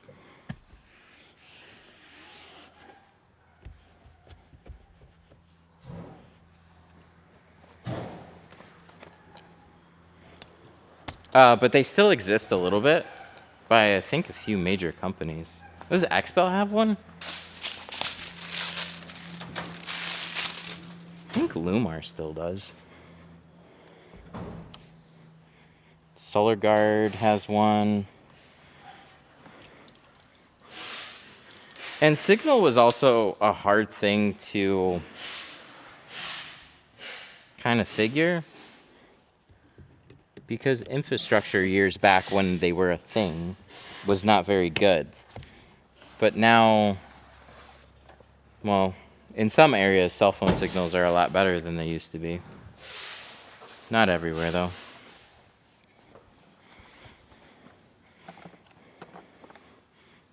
And also, we don't really care about AM or FM radio as much anymore. As much, I know some people still do.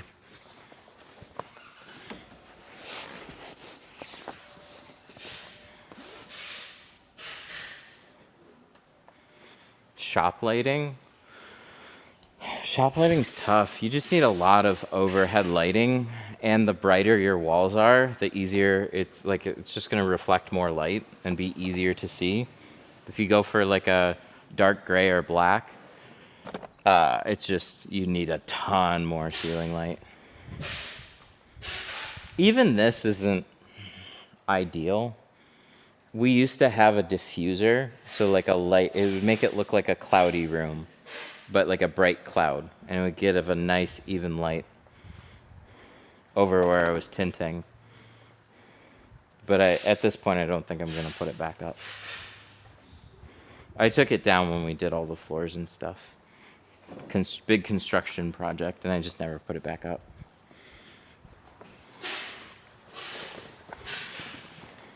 I don't know. I'm really torn. I've got in October fucking wild. 1 year left on my lease, and I feel like they're probably gonna raise the rent like another $1,000 a month. I don't know. So what they did last time, the other units are going for $4,500. So I'd imagine he's probably gonna hike it up somewhere around there, and that makes me want to move.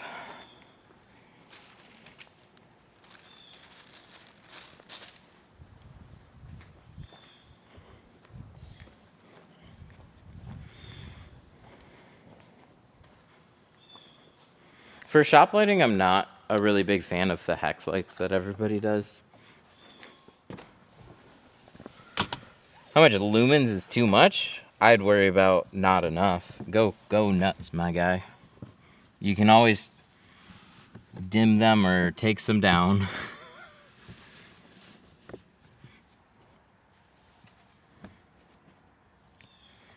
You're a big known tinter. Why don't you buy a building? Money is expensive.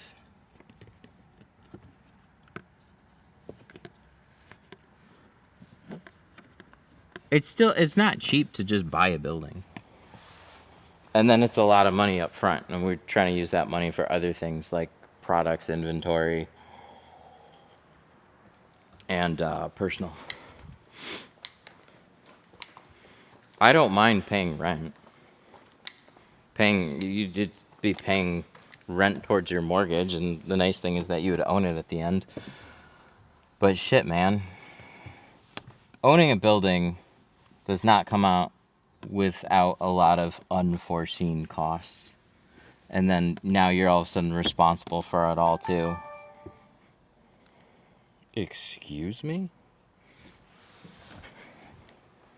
Okay, hang on. I have no idea why my stream disconnected. But it's black right now. I know the screen is black. It just decided to go ding ding ding.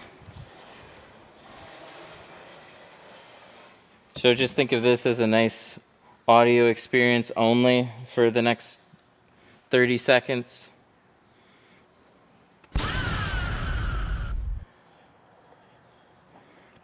How much did you have for lighting?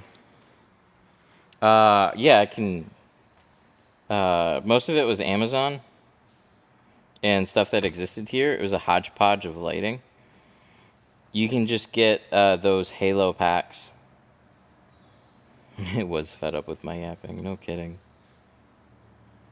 Preparing live stream.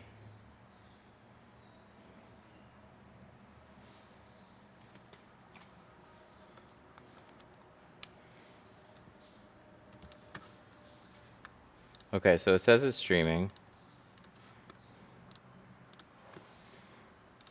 It's still black. We're gonna try that. There we go. Whew. It's back. So for lighting, these were things that I took from my home garage. These I got from a grow store. They're just T5 ballasts, and they've got 1, 2, 3, 4 bulbs in each. And then the rectangle ones were ones that came in the shop. I had just repositioned them. So I put a lot more lighting there. And then you just see spotty lighting. All these circle ones, I just got in packs off of Amazon. They've been fine. They look good. And I put as many up there as I could. And that one needs to be replaced. There's like one over there that needs to be replaced, and then that rectangle one burned out. Oh, it's probably... No, I think they're LEDs in there. That one's definitely low.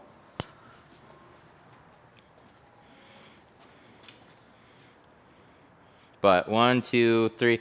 They're like spaced apart every 10 feet, I think.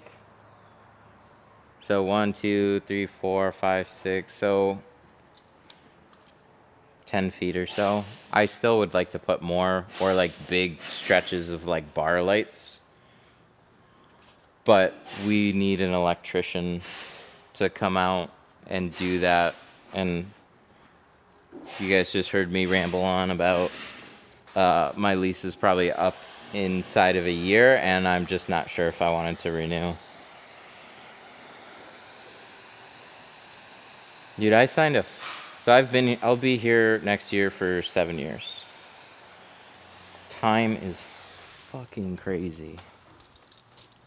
Does it get hot? No, not because of the lights. Just the weather. My garage door doesn't have any insulation on it, so you'll feel it baking in the sun if you go stand by it. But this unit, like, there's some things that if I move, I'm really nervous about moving. Big one is neighbors. You guys listen right now. It's very quiet. It's peaceful. If anything, we have birds. That's most of the time. A lot of auto plazas have mechanics that blast music, and we would hear all of it all the time. And I'm not saying some of it wouldn't be funny, but when they crank up music, that's a problem for videos, because then everything starts getting flagged, and my stream would constantly get pulled down. It's like, oh, you can't play copywritten music while you're streaming. It's like, fuck, it's the neighbors.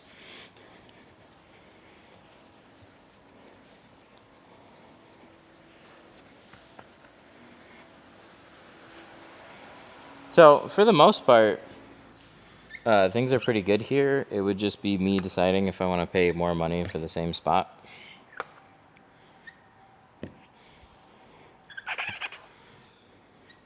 I don't think I could find the same type of space for the same amount of money, even if he charges me an extra $1,000. I'm just not sure. We need about 4,000 square feet.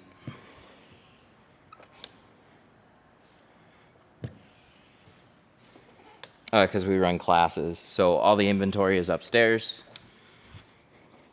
And then we need a lot of space because we have enough people for the classes. So 4,000 to 5,000 square feet is pretty ideal.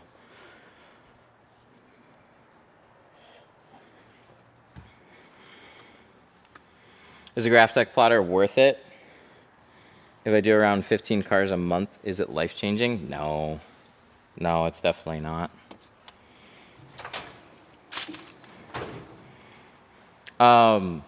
Look at a Jag, or look for like a GraphTech or Vinyl Express secondhand. Keep in mind you're also going to have about $200 a month in software. Damn that owner in his G-Wagon. You know. I've never seen him walk. Pulled up here, dude, the conversation, it's burned into my brain. Drove up here in his G-Wagon, and he was like, hey, so your lease is coming to an end. Did you want to renew? I was like, yeah, I think so. He's like, I'm going to have to raise the rent $1,000. I was like, can you not? And he's like, nope. That's just what it is. And then I signed a 5-year lease, and that felt like a lot at the time.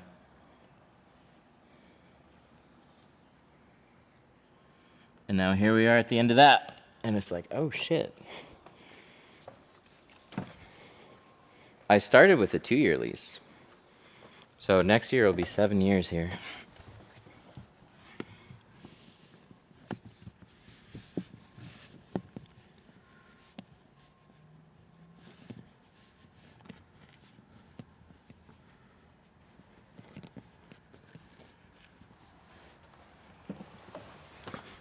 My biggest issue is I have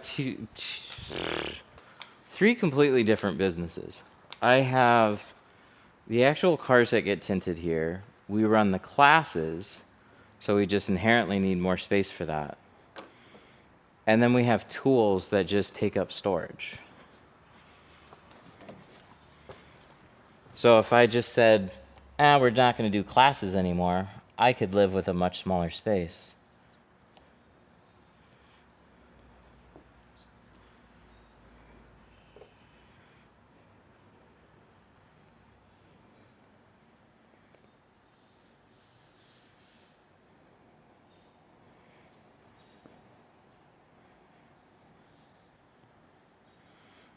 I don't really, like, this place is nicely set up. I don't really want to move.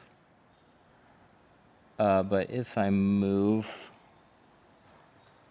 I don't ever like trading sideways. I'd want it to be a better space.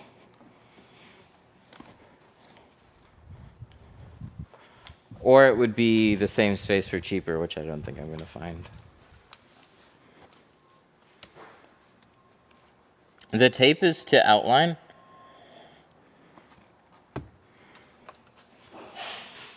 So when I trim my pattern, I trim on the tape. It keeps the blade off the windshield. And it keeps money in my pocket rather than windshield replacements. Although, I don't know if I want to do this one.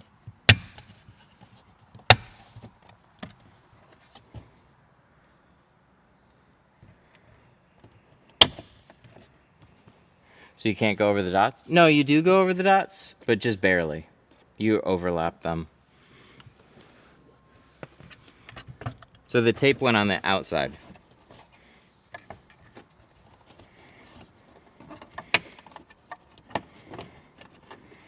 Advice on getting customers and pricing / scaling business when first starting.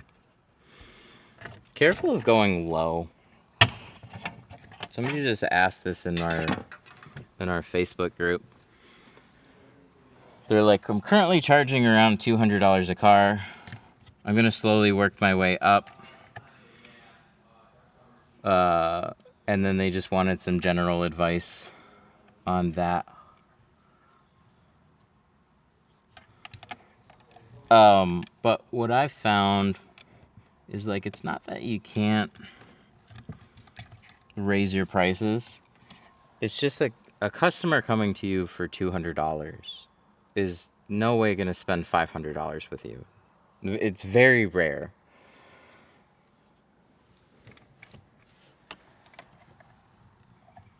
You can raise it some, but when you raise prices, you obviously lose some customers. But when you have, I think, that big of a delta between a $200 and a $500, it's like a $200 installer is not the same as a $500 installer in terms of clientele. I'm going to leave this here. I took the housing out, but I'm going to leave the rest of this here. I haven't quite seen this one yet. I need to see if this is like a twist, which they usually are, but this one's different. I've taken a lot of these off on stream. I'd love to see somebody posting that before I put too much pressure on it. Okay, good. I did outline the whole thing. All right, so I'm just gonna dryer sheet it.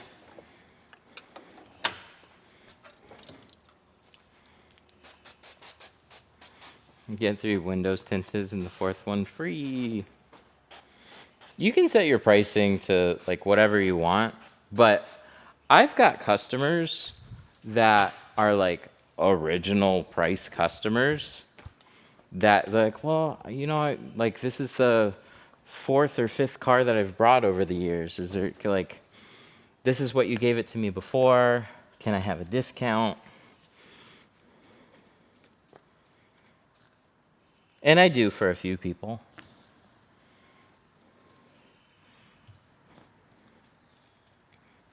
But what I learned is your pricing can be anything.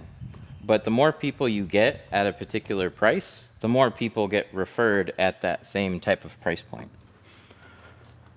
So if you build up a lot of clients at $200,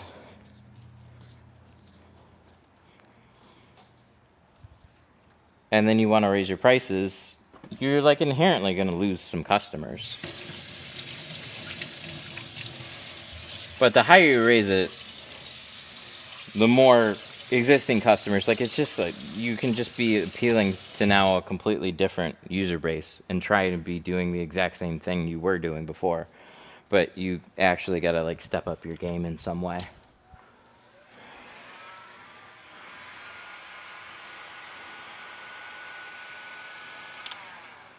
I was going to dry off the outside. I'm going to clean the inside. What am I doing?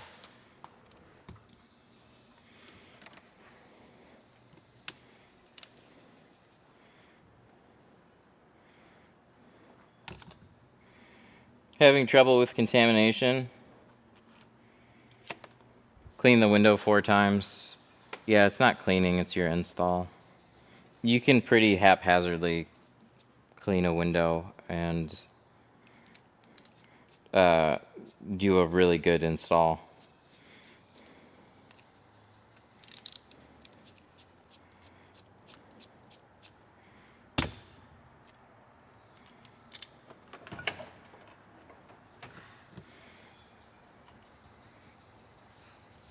Did I really just take that? Oh, there they are.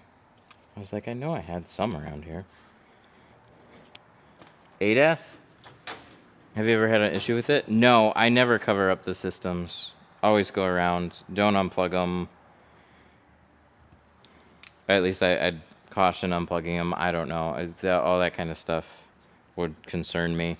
That's why on this one, vehicle's off right now. I'll unplug the mirror, and then the other wires are like clipped to the mirror, and then they plug into those systems, and I wouldn't have to unplug those.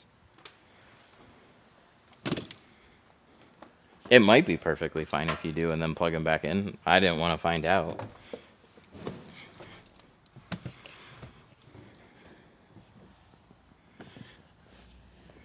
This one's kind of annoying too, because it's got, I'm trying to tuck a towel in, and it's got this rubber lip right at the bottom. And it's really tough to try and tuck that in.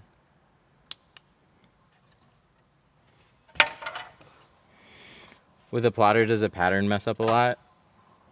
Depends on your software.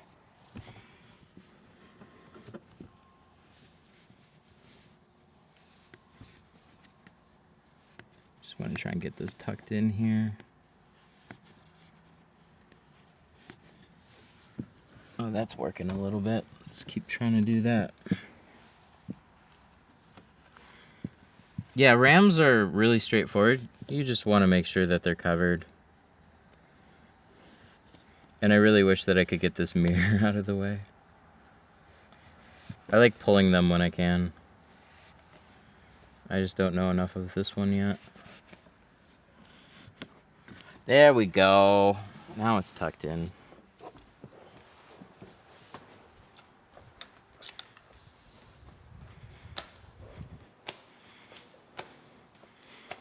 Plotted patterns are generic cuts that sometimes work really well, like they did for the back window, extremely well.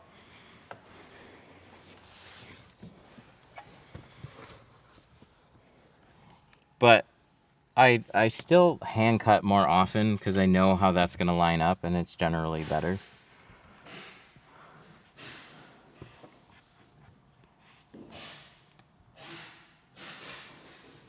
Can you zoom into the mirror? Yeah, just a sec. Let me finish this. I figured out how to get the towel snuck in here. And it's good. It's holding it flat, which is what I wanted to see. Ooh, that's really nice. That's what I want to see with the towel. And so I tucked it in above the lip and got it to actually like slide in there. See how this is all nice and flat and out of my way? This is the mirror. There's a lot of twist off ram mirrors. This one's a lot chunkier than that, and it's got these clips up here. So I'm just not sure. I feel like it'd be a twist off mirror. Yeah. Yep, it is a really fat version of what might be the twist off, but I'm just not sure.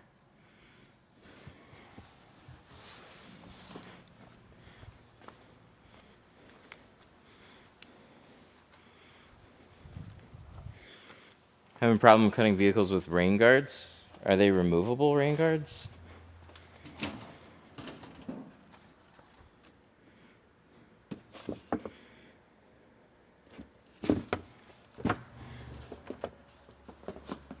Oh, 35. We're doing 35 on this. I was like, that doesn't feel right.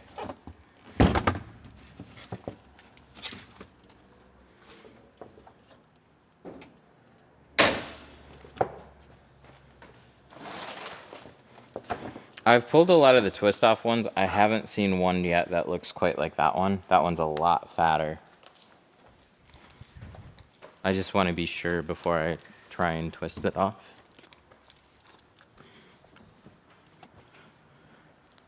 Thought about getting into windshield repair as well? No.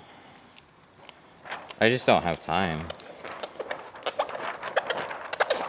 I tinted at a glass shop. It's just like anything though.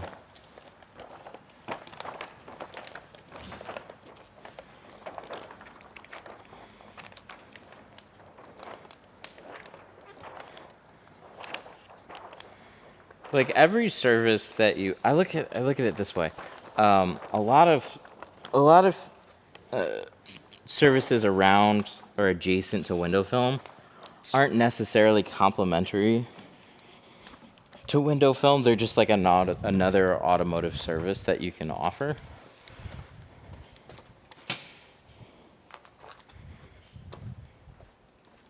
Like a glass company is good to offer tint. A tint company might not be good to offer glass repair. It's not that you won't get people, it's that you're less of a... Like detailing. Detailing goes hand in hand with paint protection film. So it's like you absolutely can run a successful business with multiple services. There's plenty of shops that do it. What I'm just saying with tint is like there's so many services that see tint as just an add-on. And so just because I do tint, if I did glass repair, yes, they're both with glass, but I then have to advertise the glass side of things. I feel like it's pretty independent from tint. Ooh. I hope I didn't fuck that up. It slid. Why did it slide so far?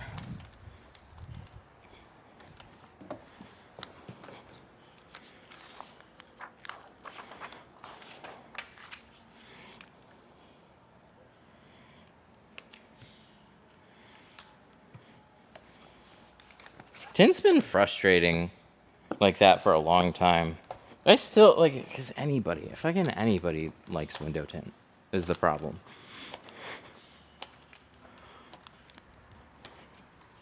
It's like a good thing and a bad thing. Yes! Okay, cool. Got lucky.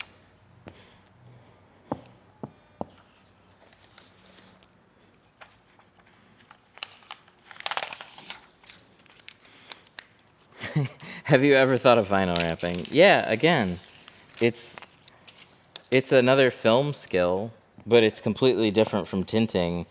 And somebody that's looking to change the color of their car is a completely different customer from just a tint customer. Now, somebody that gets their car wrapped would be very inclined to also get window tint.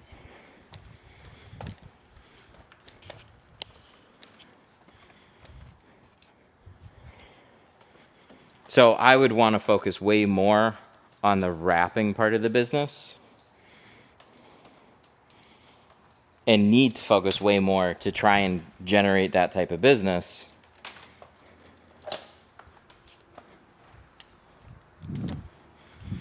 Whereas if I was a wrap shop, my phone's probably getting blown up with window tint phone calls. Does that make sense?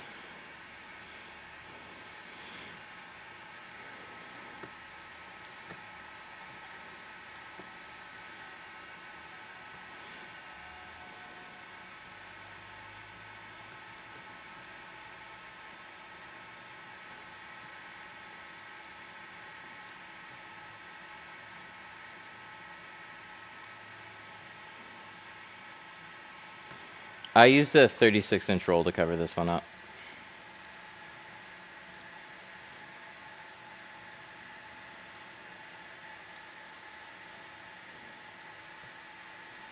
Okay, one sec. This is connecting still.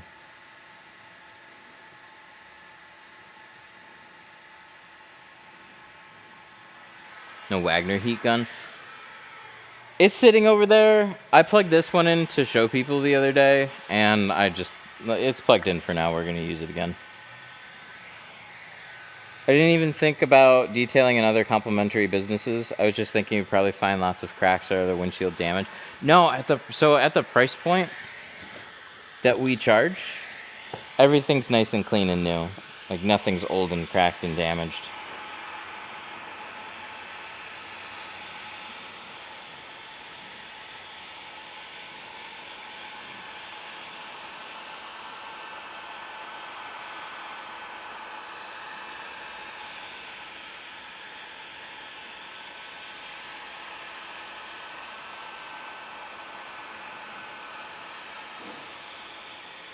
This is just a faster heat gun.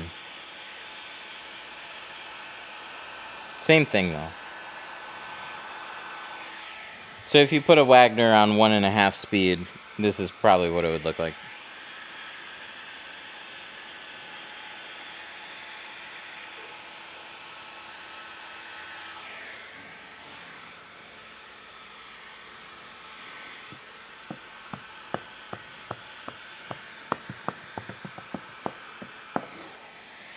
I was telling you yesterday I received my first roll. Super excited to start the mobile journey. Nice. We'll be ordering tools and more very, very soon. Very cool. Good luck.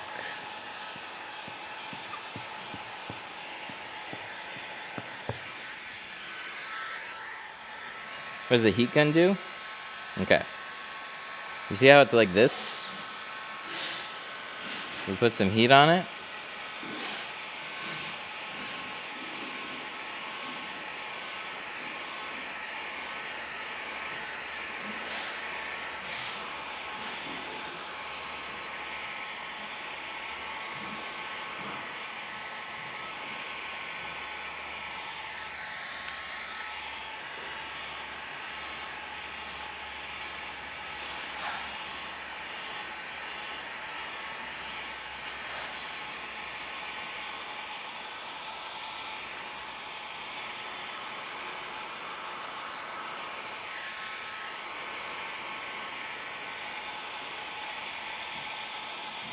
When I throw some heat at it,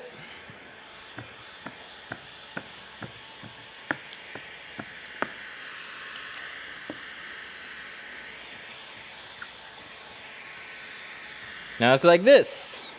See, it's flatter. It fits, it doesn't wiggle. It's not loose. We're molding the film to fit the curve of the glass. Which heat gun do you prefer? Oh, this one's a far better heat gun. I don't quite think it's up to the person. It's heavier, but it gets hotter. It throws more air, and it's also $300 versus $30.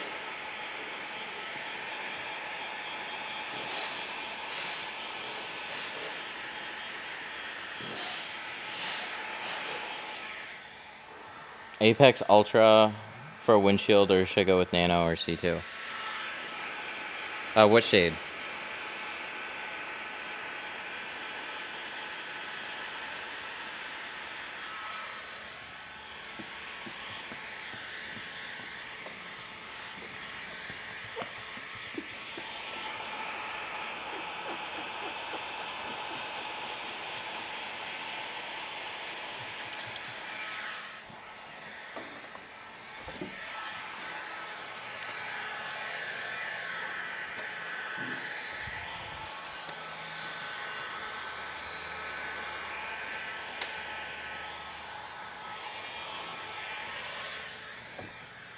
I haven't tried the Weldy heat guns. Those are another brand that I've seen pretty frequently that I hear good things about. I think a couple $100. Steinel was just like, Steinel's a German heat gun manufacturer. If you look into that company, I don't know much about Wagner. They're just inexpensive, good heat guns, and they're everywhere. I've used quite a few different heat guns under $100, and the Porter Cable, Craftsman, which is the exact same thing, or the Wagners, just the cheapest Wagner, I think are all plenty good. And then the heat guns that are typically like 60 to like $150 are largely all just features. They don't really put out more heat from what I've seen. Like similar wattage. It's just they have lots of buttons, but we don't need buttons. We just want a heat gun to get as hot as possible. And so Steinel, their entry heat gun comparable to like the Wagner, was like, I want to say like $200. They probably have one that's a little less expensive, but at the time it was right around there. Build quality, much better. Heat output, it just overall felt really similar in terms of like time. I didn't save much time with it. But Steinel has some beefy fucking heat guns. But you have to go $300. I tried a $600 one. Somebody brought it in here. That sucker was cool. Or hot. It was very hot. And hefty. And it will blow breakers.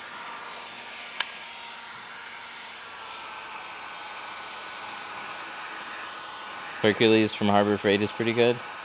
I don't think I've tried that one. I wasn't a big fan of the Warrior one. The Warrior one just doesn't get hot enough.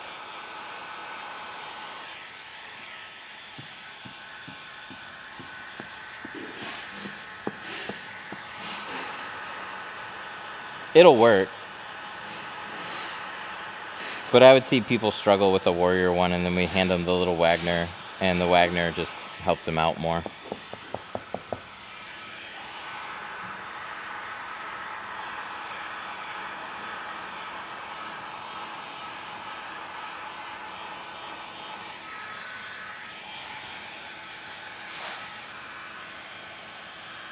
What time? Like 1:15.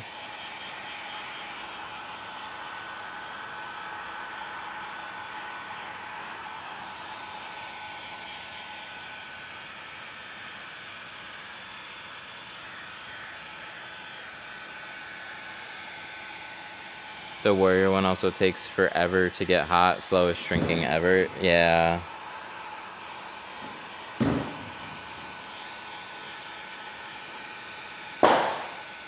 I had one from Harbor Freight where it melted the plastic and the heat element fell down.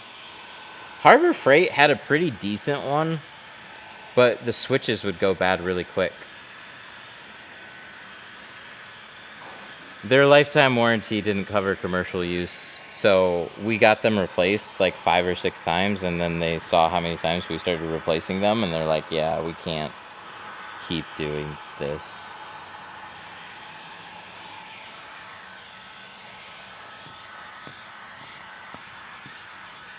It was years ago at another shop.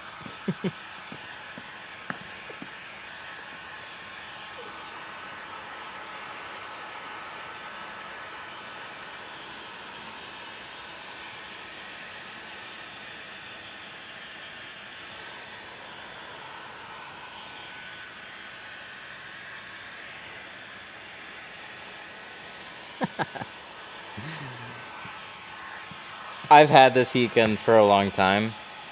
It's more of a, I pull it out for demonstrations. I still use the Wagner. I like this heat gun a little bit better.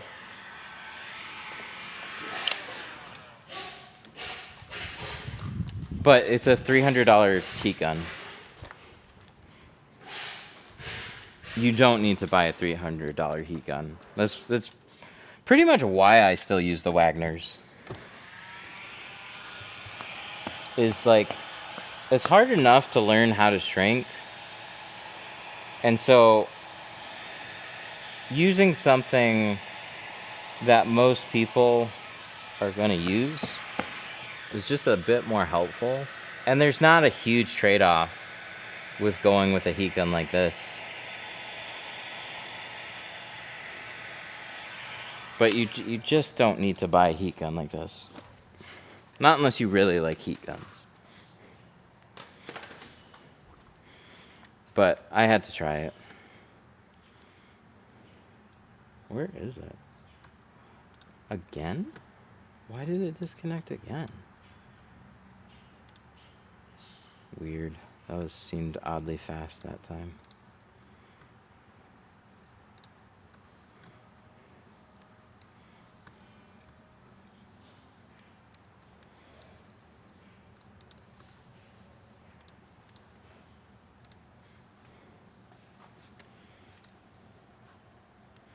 There we go. That is correct. Make sure my audio is... Okay, that's pretty close. Could I PPF my 12 Roush Stage 3, and what would you charge? I don't do PPF, unfortunately.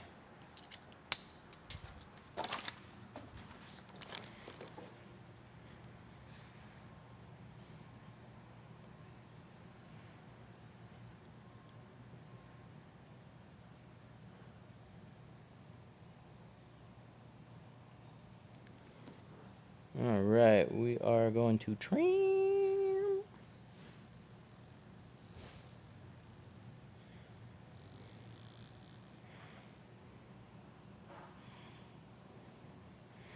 I'm just going to cut on the tape line. Keeps the blade off the window. So I'm not worried about scratching windshields, because that's ridiculously expensive now. Windshield replacement has gotten silly.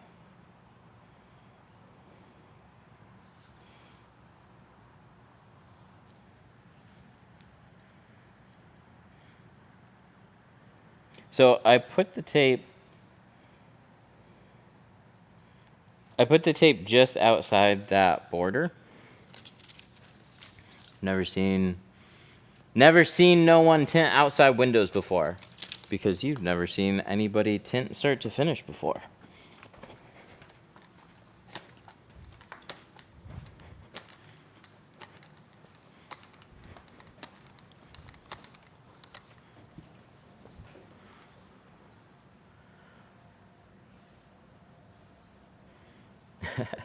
Yeah, don't rip the film again.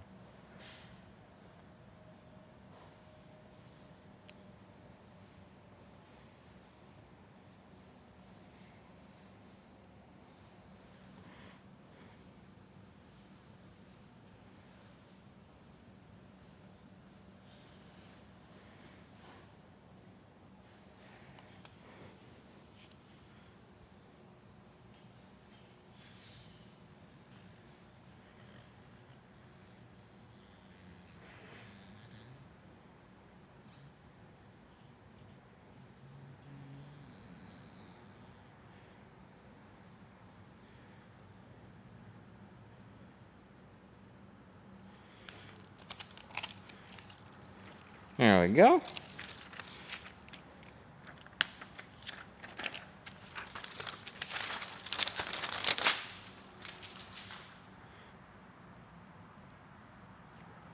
Then we're going to peel the tape off.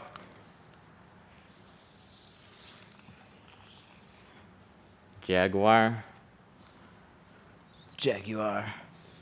V. I don't even know what that one looks like, honestly. Jags have never been that straightforward. Kind of like Range Rovers. Oh, wait, no.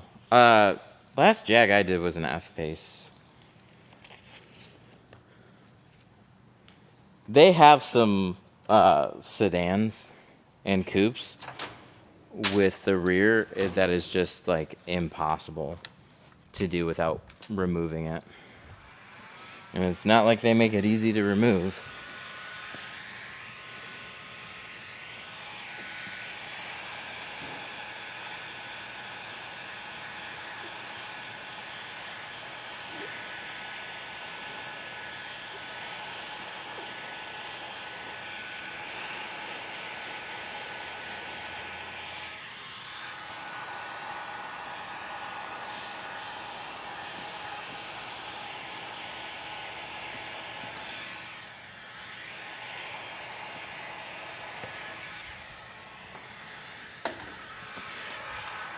I use Geoshield.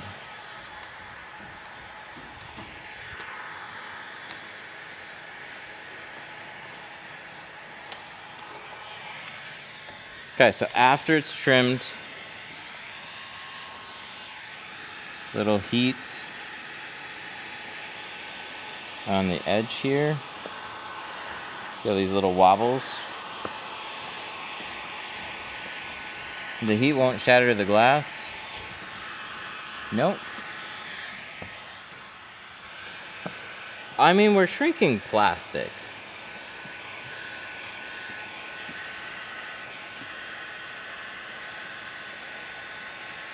I would think that that would burn before a windshield would crack.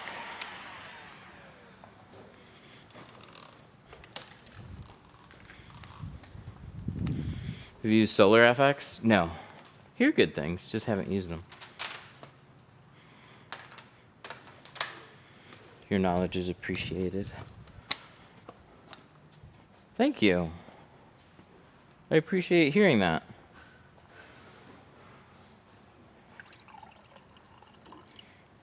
Should warm this up. Yep, we're shrinking right now. Or we just wrapped that up. Now I gotta clean the inside. I did want to take a look.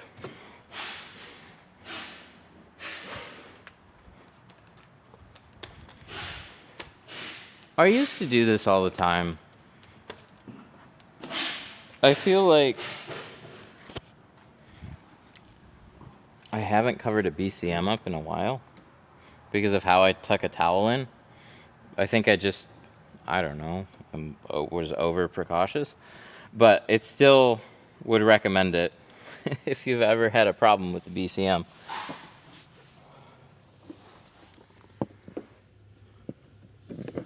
My mic again?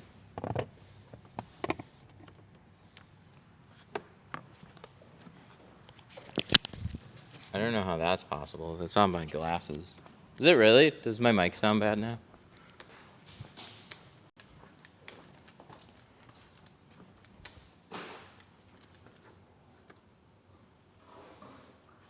Way better. Hang on, I'm gonna see if I can listen to it.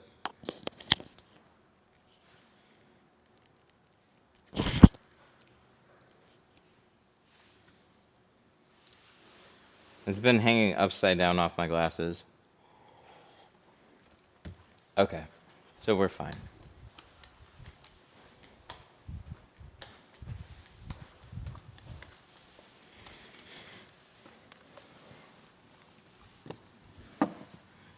All right. How do we do this with like one hand? This is your BCM here, though. It used to be a white box. Now they made it harder to see. But you have wires and stuff that go straight into it. Water would run through the pillars off the wires, or down the wires. And so I just made a habit of doing that. Just wrapping towels over where the water's gonna run in. Just because it was a pretty common issue. You'll see with like Chrysler products, Rams, 300s, Chargers, Challengers, they just put BCMs and modules in funny spots. Durango doors.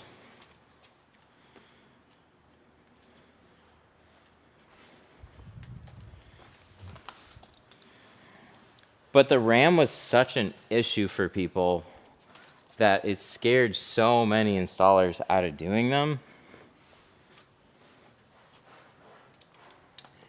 I've done so many RAMs at this point, and I just don't have issues with them.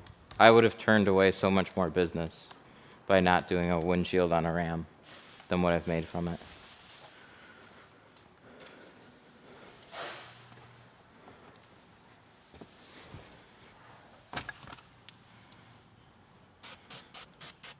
I don't know why some people unplug it. I don't unplug it. I just cover up where the water might run. One of the biggest things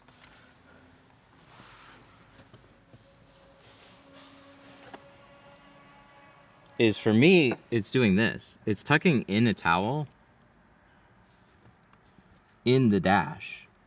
Like, so see that water that's trailing down? Where's it going? It's collecting on the towel.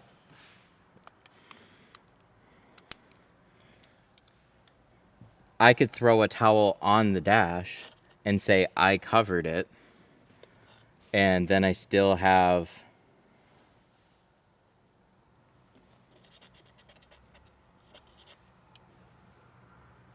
what is that sound?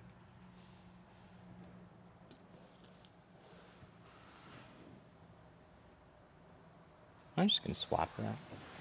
It's a new razor. Just sounded funny.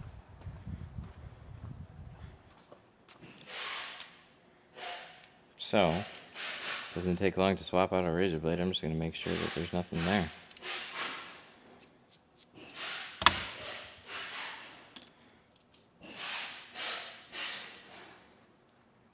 How much are the seat covers? $20. We sell them in individual, or you can get a 2-pack. I think it's like 25 for one, or 40 for two, something like that. They're super nice. I think it's one of our most underrated products. Like, nobody really thinks about a seat cover much. These don't squiggle shift, they just stay in place. So I use 3. I use one on each seat, and then I put one up the middle, and it does a really good job of just staying over the screen area. Super quick to cover up all around a dash. And then, like, again, this can be leather, this can be cloth. They're a thicker neoprene.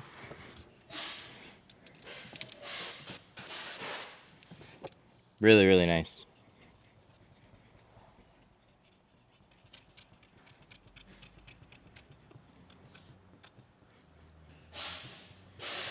How is GeoShield compared to Tint Club film?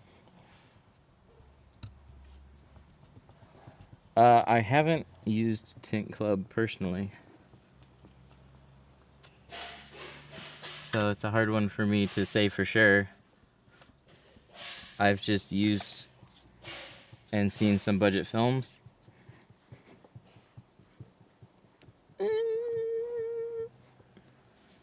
I just tend to stay away from that kind of stuff.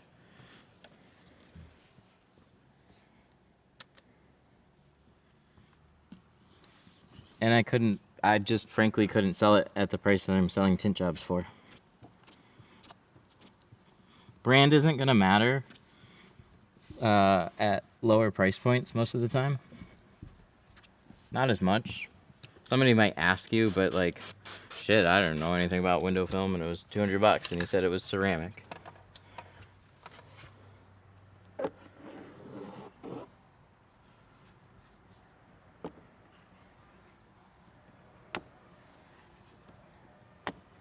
But I look for a good track record in a company that's nice to work with, and I know somewhat about their manufacturing.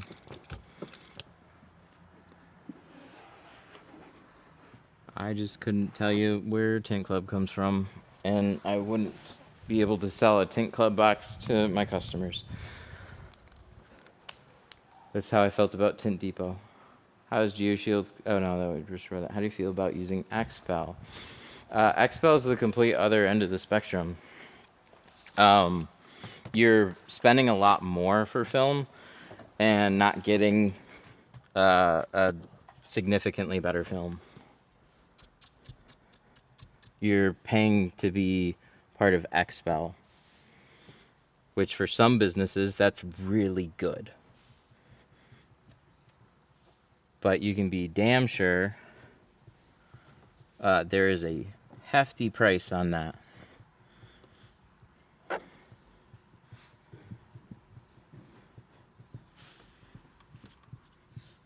For some shops, that's awesome. They get a lot of leads, they get a lot of support, and it works really well. For some other shops, mainly more budget-oriented places, you're just not going to get as much value out of XPEL. It's just not a good fit.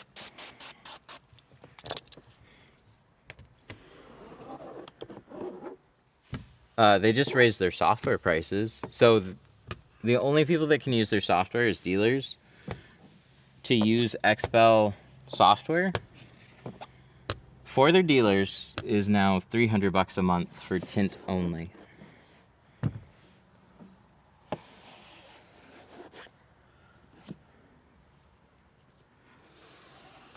How long did it take you to open up a shop? I didn't want to open up a shop, so I spent a long time not opening up a shop. I've been tinting since 2008, and opened up a shop in 2020.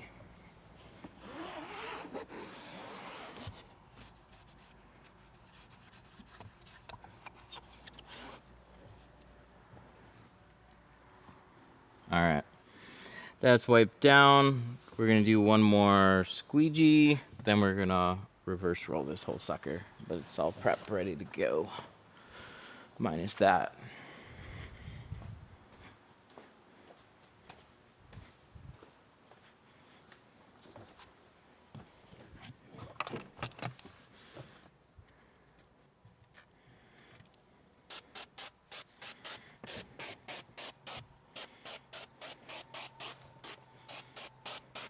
Do you teach in the academy 3 days or someone else? I definitely help with it. Depends on the size of the class. I hang around. I'm always there for people to ask questions. My younger brother Daniel does the majority of the teaching.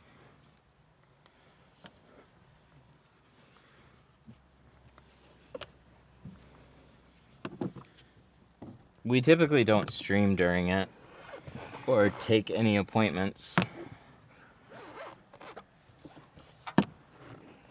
So anybody can ask me any questions at any time, have me walk them through stuff.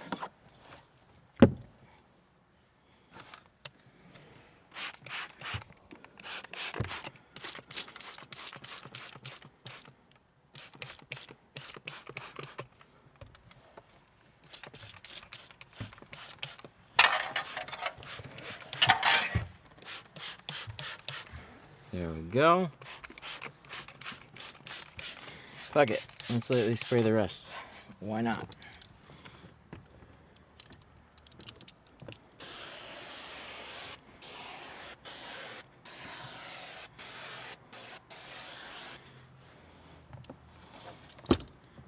What do we do exactly?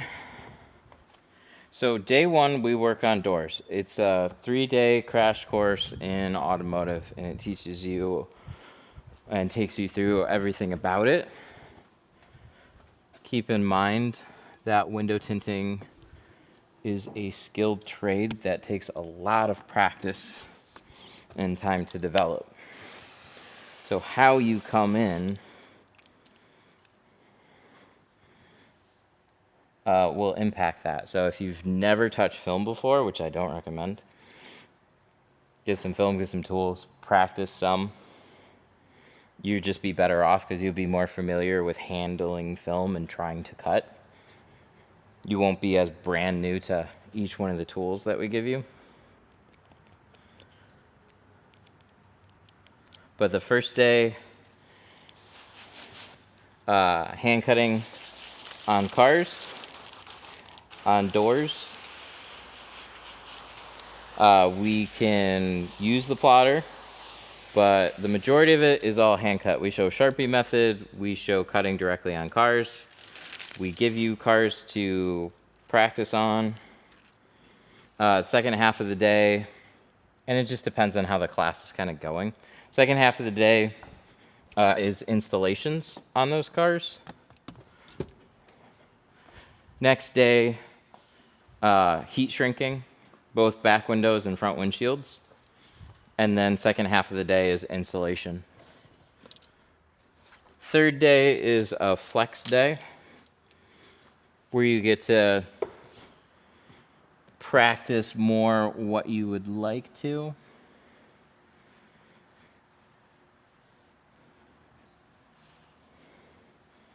Like, focused on your weak points more, because you've seen the main parts of tinting. And then we typically on those days do demos of like quarter windows,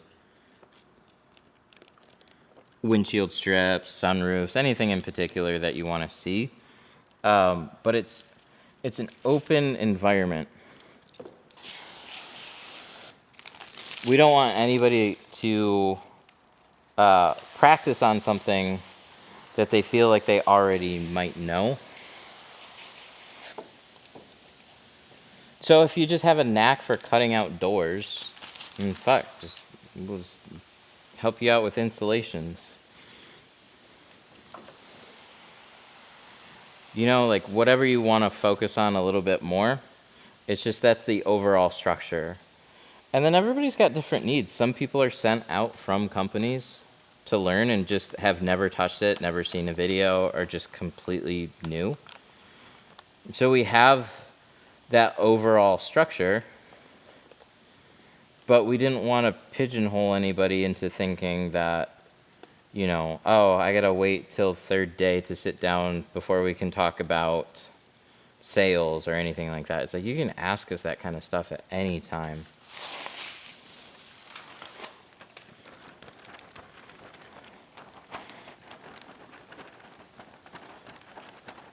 Do you use gel on every windshield? Yep, every one of them. How did the Tint X hold up in the tank? It showed 0 signs of wear. I left it on, I think, for a month.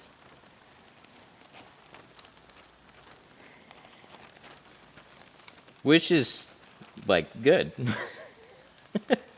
But I also want to see a film fail. So I need to raise the wattage, I think, on the halogen bulb. I need to, like, I have a meter, and it is just like, I think it was early morning sun most of the time rather than like high noon sun. But it would get hot. I had it cook up to like 150 degrees.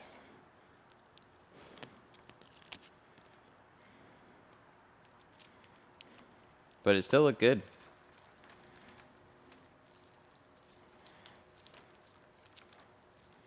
You had any more tea? Yeah, I've been sipping on it while I've been working.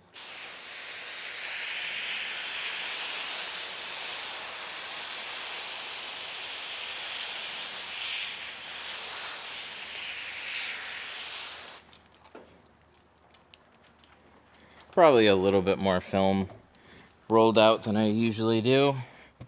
Not for any reason other than I got sidetracked. So I'm gonna get this up on the windshield. Stretch all the way over. Start getting film up on the glass.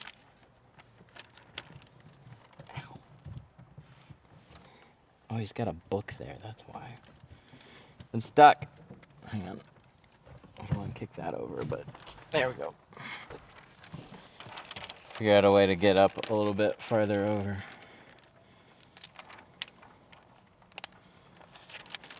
There we go. That's what I want to see.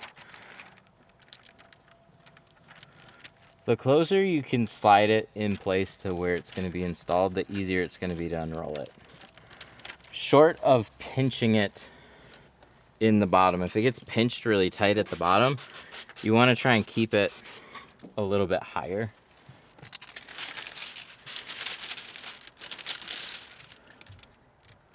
Some windshields give you a lot of space, some not much at all. This is kind of an in-between.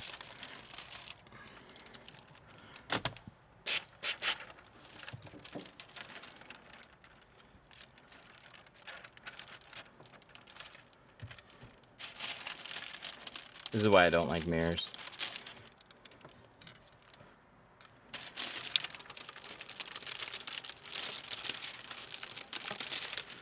Just get in my way.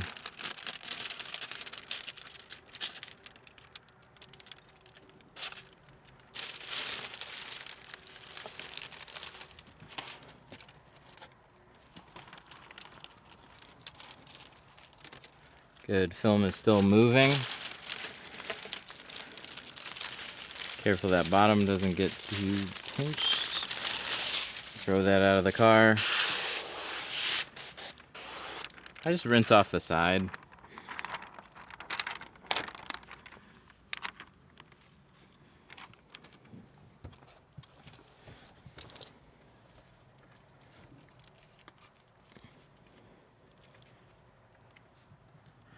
Soak ropes sometimes get in the way. They do.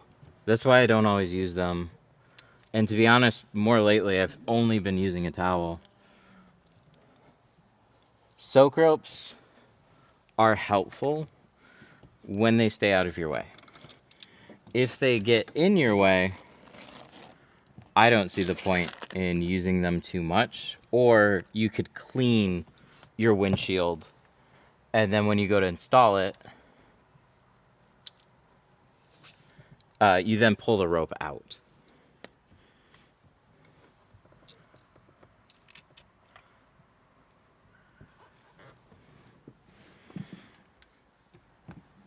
But ropes and towels,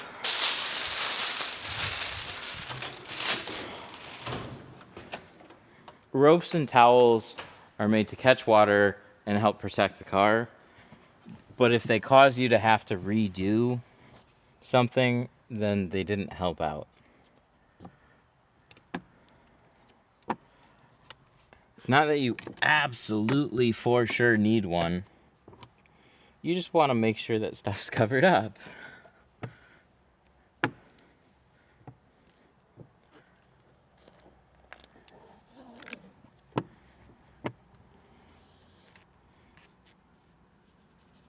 So I'll just take educated gambles on cars. And I think covering them up while you're cleaning is obviously going to help keep a lot of water out. And then you still leave a towel on the dash. But sliding it back then to give yourself installation space is just a safe bet.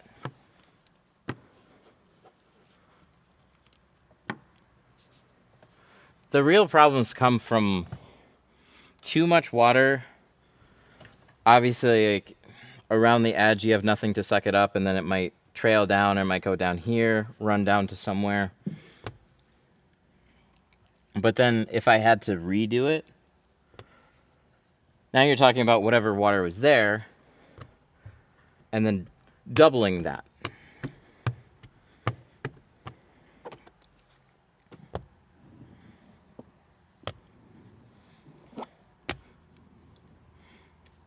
The big one we call the slim sweep. It's just a wide wide squeegee to help fan out the film.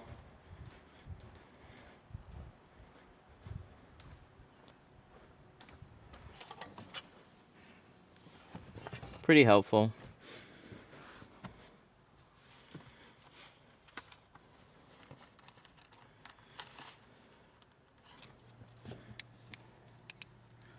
Okay, so this could have been cut.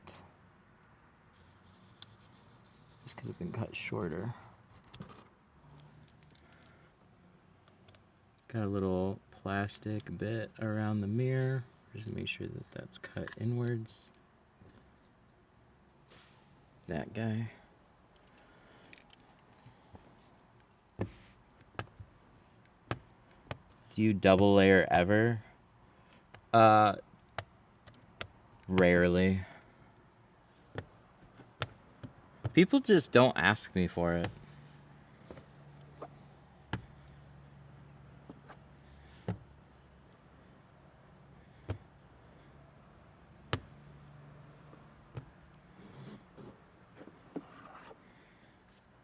But put it this way. A guy that's spending $200 on a tint job is more likely to want a super dark or double tint percentage in certain areas. So my prices are higher and I don't get asked that very often at all. Some shops won't do it. Yeah, for good reasons. But it's typically fine. But let's say a window peels.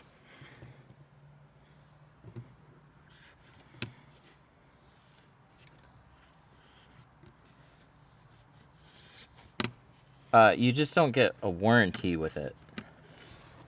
It's not that they even did a bad job. It's just tint is made to stick to glass.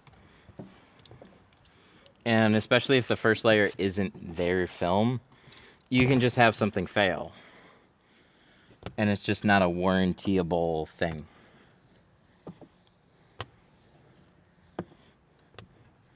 Warranties cover the intended, like, tint on glass.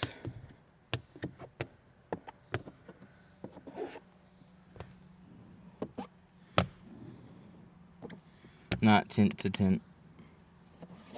But I've done it for a couple people. Their tint looked okay. They wanted to just go darker, didn't want to do a removal. I'm like, I'm happy to do it. I just can't guarantee something down the road won't peel or fail. And they're like, it's fine. All right, cool. Let's do it.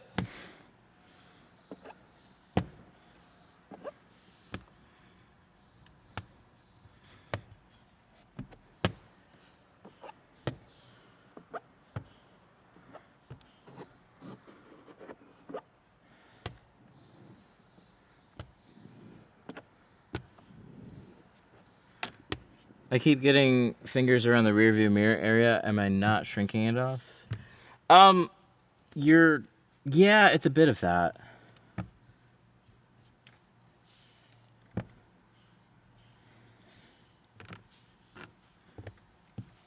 lot of people, like, man, I see this all the time in videos, and I look at the film and I'm like, that's gonna crease, and then it doesn't. And then they go farther and it's like, that looks like it's gonna crease, and then it doesn't. And they just keep like hammering film down. There's a lot of people that push their film down a little bit early, and it's still okay.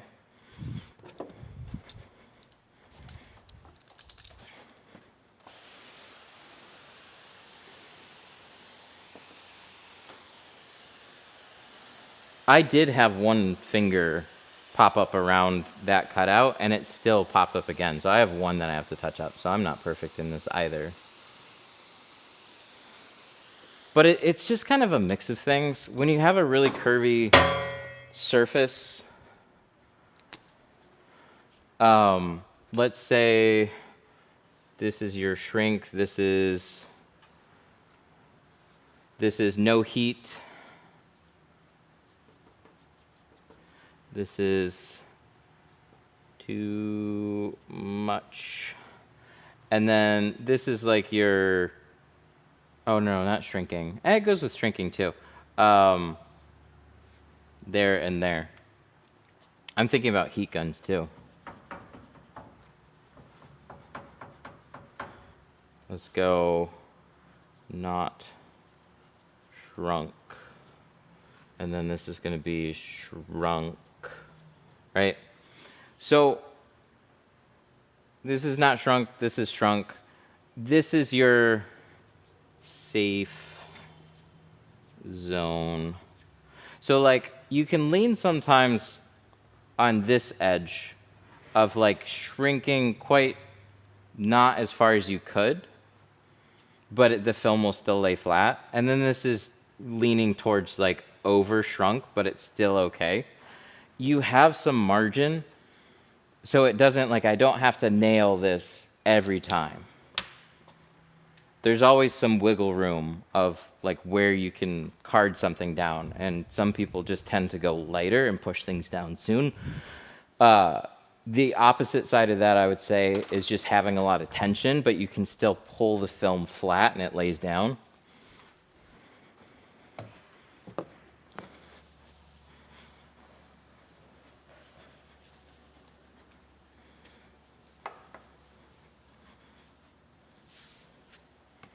Yeah, I actually have a couple things that I gotta push out here. But when you have like a big cutout curve, this area was all connected to a shrink, and you just trimmed it out. So these spots here where the corners are probably could have been tightened up a little bit more, and I just wouldn't see that finger that popped up. The other bit, we'll check on the inside. It might be that plastic housing is just letting water collect right here, and it might be touching that housing area.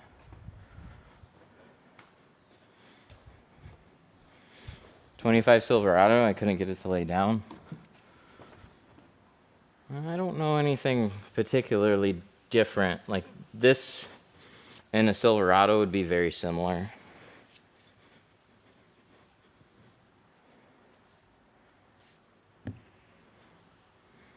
But shrinking is shrinking, man. Comes with a certain level of difficulty, no matter how simple or straightforward the window is. One thing that you can try too is like if you get especially stuck on the corners, you can, instead of splitting it 50-50, you can go like a 60-40. You can go up a little bit higher on your split. So your fingers are going to be bigger on the bottom, but the film also fans out more on the bottom, where on the top it tapers in. So you can try and split it up so it's a little bit easier in an area that you're a little bit stronger with. So here, you see this like plastic housing that goes all the way around? My film is actually touching it. So that's not helping with these fingers. It's gonna hold some water, and it might even have a little bit of pressure where like the tint is like, it's kicking the film up just a bit. So I'm gonna get a knife and make sure it's trimmed. Oh my god, this, you would think if I clip this in, it would clip. There we go.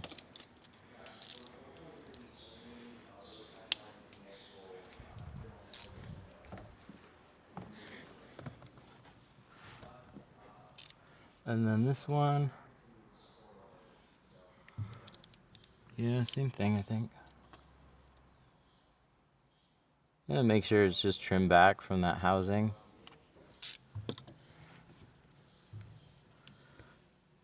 I'm gonna try and squeegee, push the finger inwards a little bit, or just away.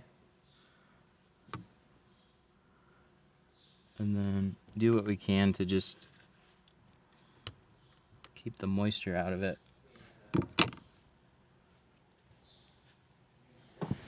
And I'll grab a heat gun. Or, should we try it? This guy.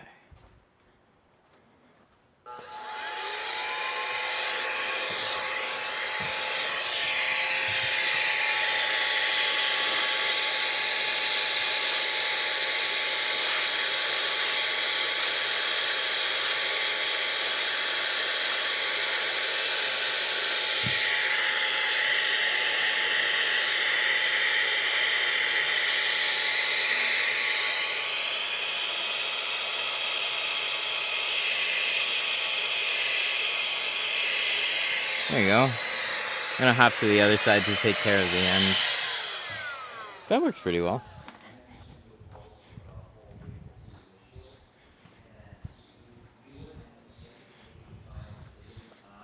Heat guns are great, especially areas that are easy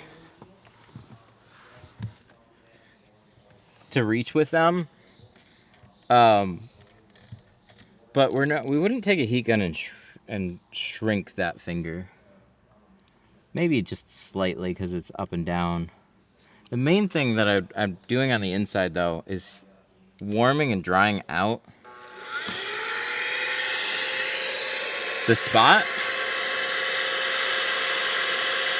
And one of the biggest reasons the finger pops back is the water comes right back and pops that spot up.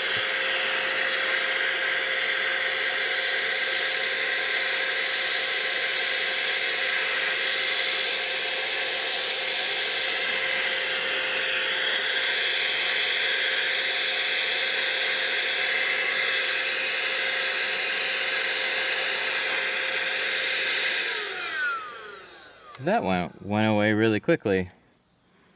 Paper towel wrapped around it definitely is good because that soaks away some of the water.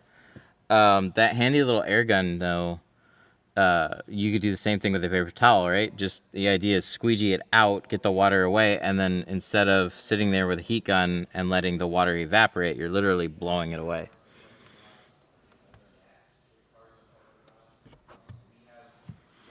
So a lot of times that's why fingers continue to keep popping up, and heat helps it, and that's typically what we have on hand is heat guns. So they're good at drying things, but they're not so good at blowing very sharp air out of all the cracks and stuff. They'll gradually get it to evaporate.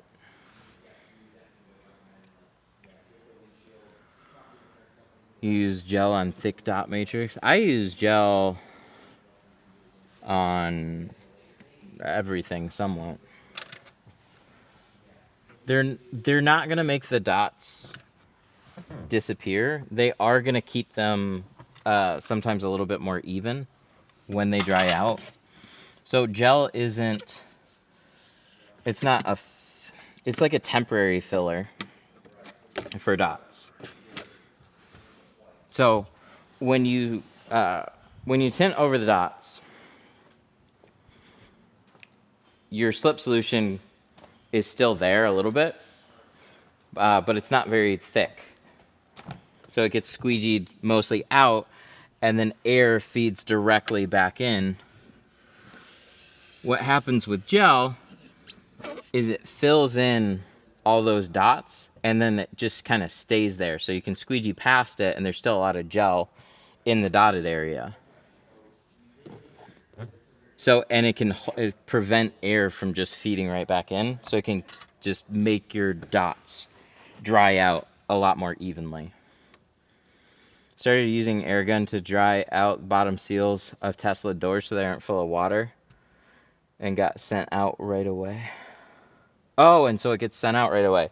Nice. That's helpful.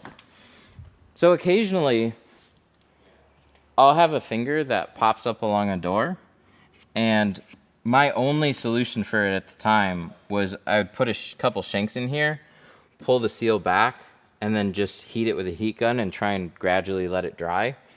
I can take that air gun and I can put it, like, pull back the seal and literally dry out the seal and push that finger out way faster. Because you're actually able to, like this.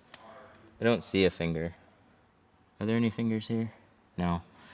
But I would do this. I'd put it back, kick on the... And then I'm, like, actually drying it out.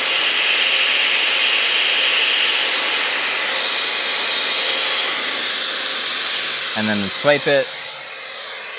And then rather than the film sitting against a damp seal, it's now all the water has been pushed out. It's gone.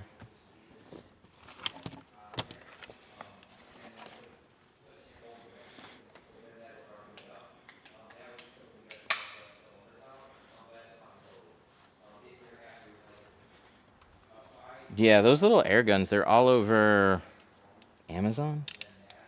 I used to see like TikTok commercials with them.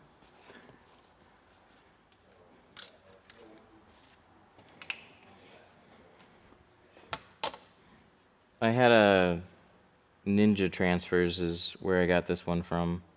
That's our the company that we use for t-shirt DTF prints. All right, let's wipe it down. Is it true rams are problematic on the side windows? I haven't really seen anything particularly on the side windows from rams. Nothing that would cause concerns. I did have a Durango freak out on me years back.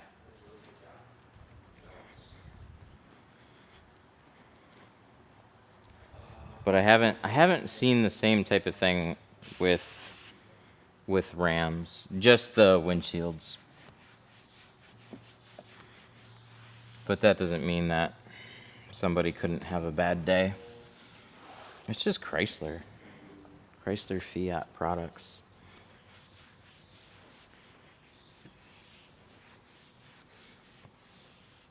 They have wires running to modules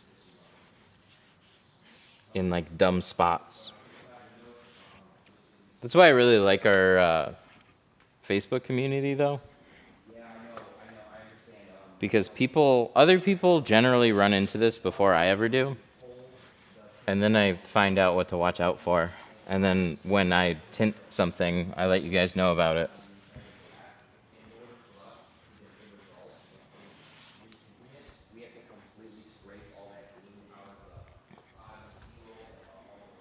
What do really small bubbles on film mean? Bad film, not shrunk enough?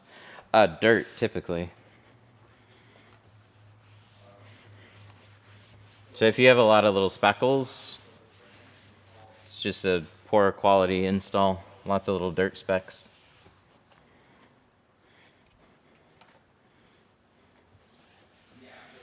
It's the most common mistake people make tinting. Everything. There's so many things to fuck up with tinting. For the 3-day class that we teach, I mean, there's unfortunately some people that are just like, they just don't look into it before they come here for the class.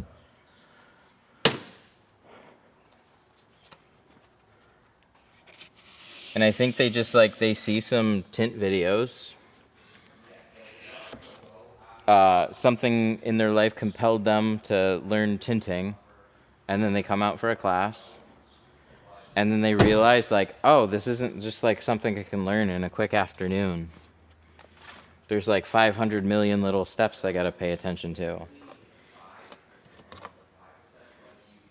So it's just, there's so many issues people can have.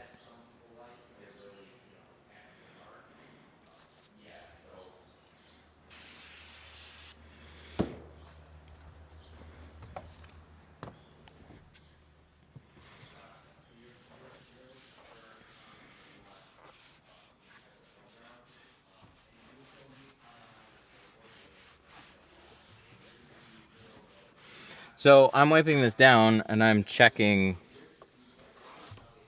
for exactly that. Small speckles, something that got into my work, something that a customer might see and not like. This side looks great.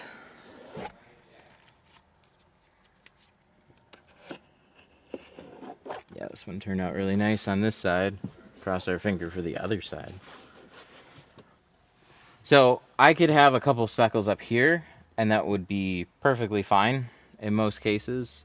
If I had those same couple speckles right here, dead center, like customers driving, and then all of a sudden they see like, what is that? Then they call you and they're like, hey, you did a really good job. However, there's just a couple spots like right in my line of sight.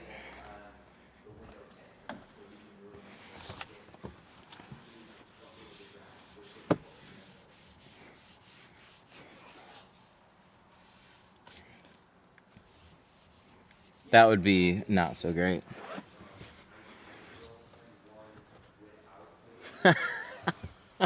I'm gonna say this comment a bit like Wilford Brimley. Settle down, big fella. Put tint on windows. You're not exactly a recognized trade. Well, thanks for watching.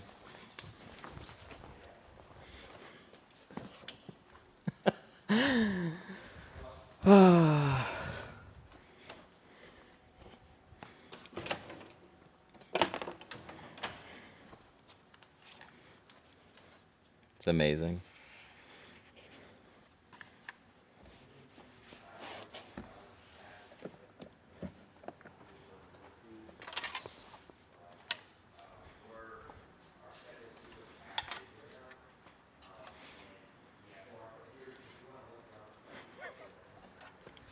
All right, let's put this cover back on.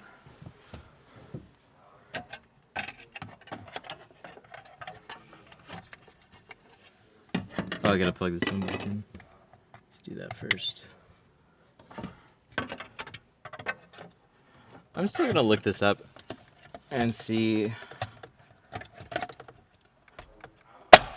how this comes off. The mirror does. I would still like to remove it, but I'm not gonna risk popping the windshield. So we just didn't need to today. Would have made it much easier though if we got that out of the way. Yeah, I think it's still worth removing the housing. We didn't need to, but there's areas of the housing, like especially these lower corners, you have to put the film farther down. You can get dirt, little pinches, harder to keep it clean. Now we should probably see if it starts again though. Right, we just did the windshield. Does it work? It's a nice tint job, but maybe it's broken.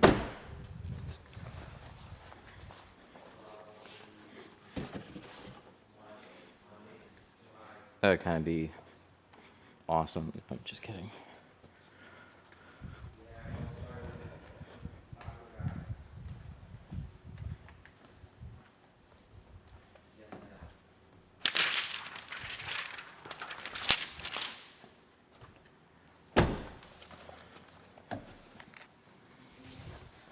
All right, let's see. Well, that's good.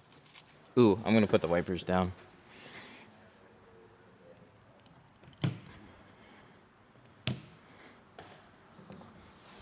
Three, two, one.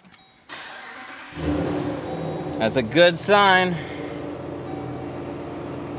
I don't see any check engine lights. Just a turn signal. Perfect. All right. Should be good. I had one windshield that I was doing, and then I bumped the emergency lights. And so, like, I'm in the middle of squeegeeing the windshield, and then the lights start going. Mild panic. That was on one of the first Rams I was doing, after I'd seen so many people have issues with them. I was like, oh, shit. That's it, I fucked it up.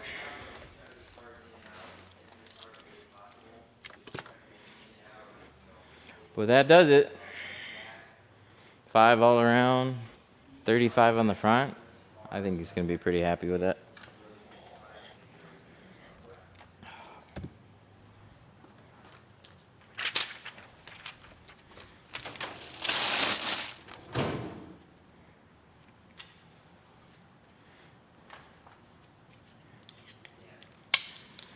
Thank you for hanging out today.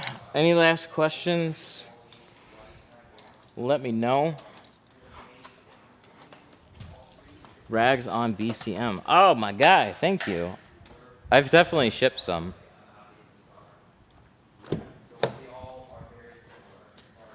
We should probably grab those. There's one. There's one.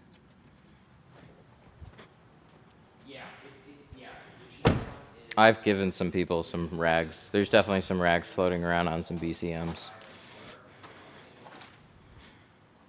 Our seat covers too. Holy shit. Those seat covers are so nice. I can't tell you how many times, and I've joked about this, and then I still give them away accidentally. Some customers bring them back in. But I'll leave it on the driver's seat, pull out the vehicle, and I'll make a joke like, I'm going to forget this seat cover. And then next thing you know, I'm walking in without a seat cover. This one all the way around was $550.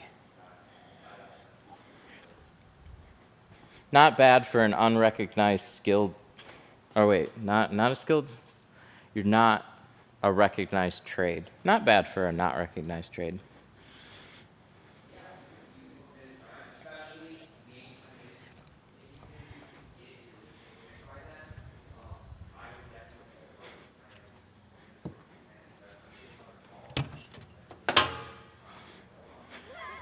This is great.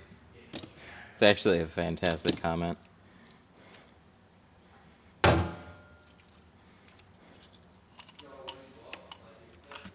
It's just complete ignorance. But it reminded me of a dude. He would have this he would have mock videos of like concrete guys and welding guys, where they they just have ridiculous egos.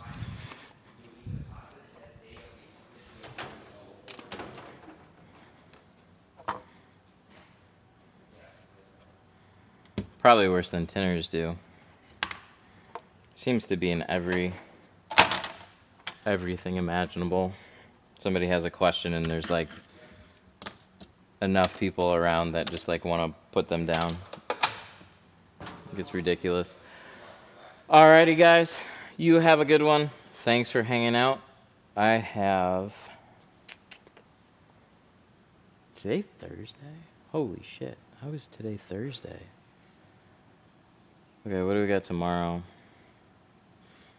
Tomorrow again, I got front doors at 10, and I got another set of doors that's I'm removing and replacing. They just had old film on it, on a Town and Country at 12.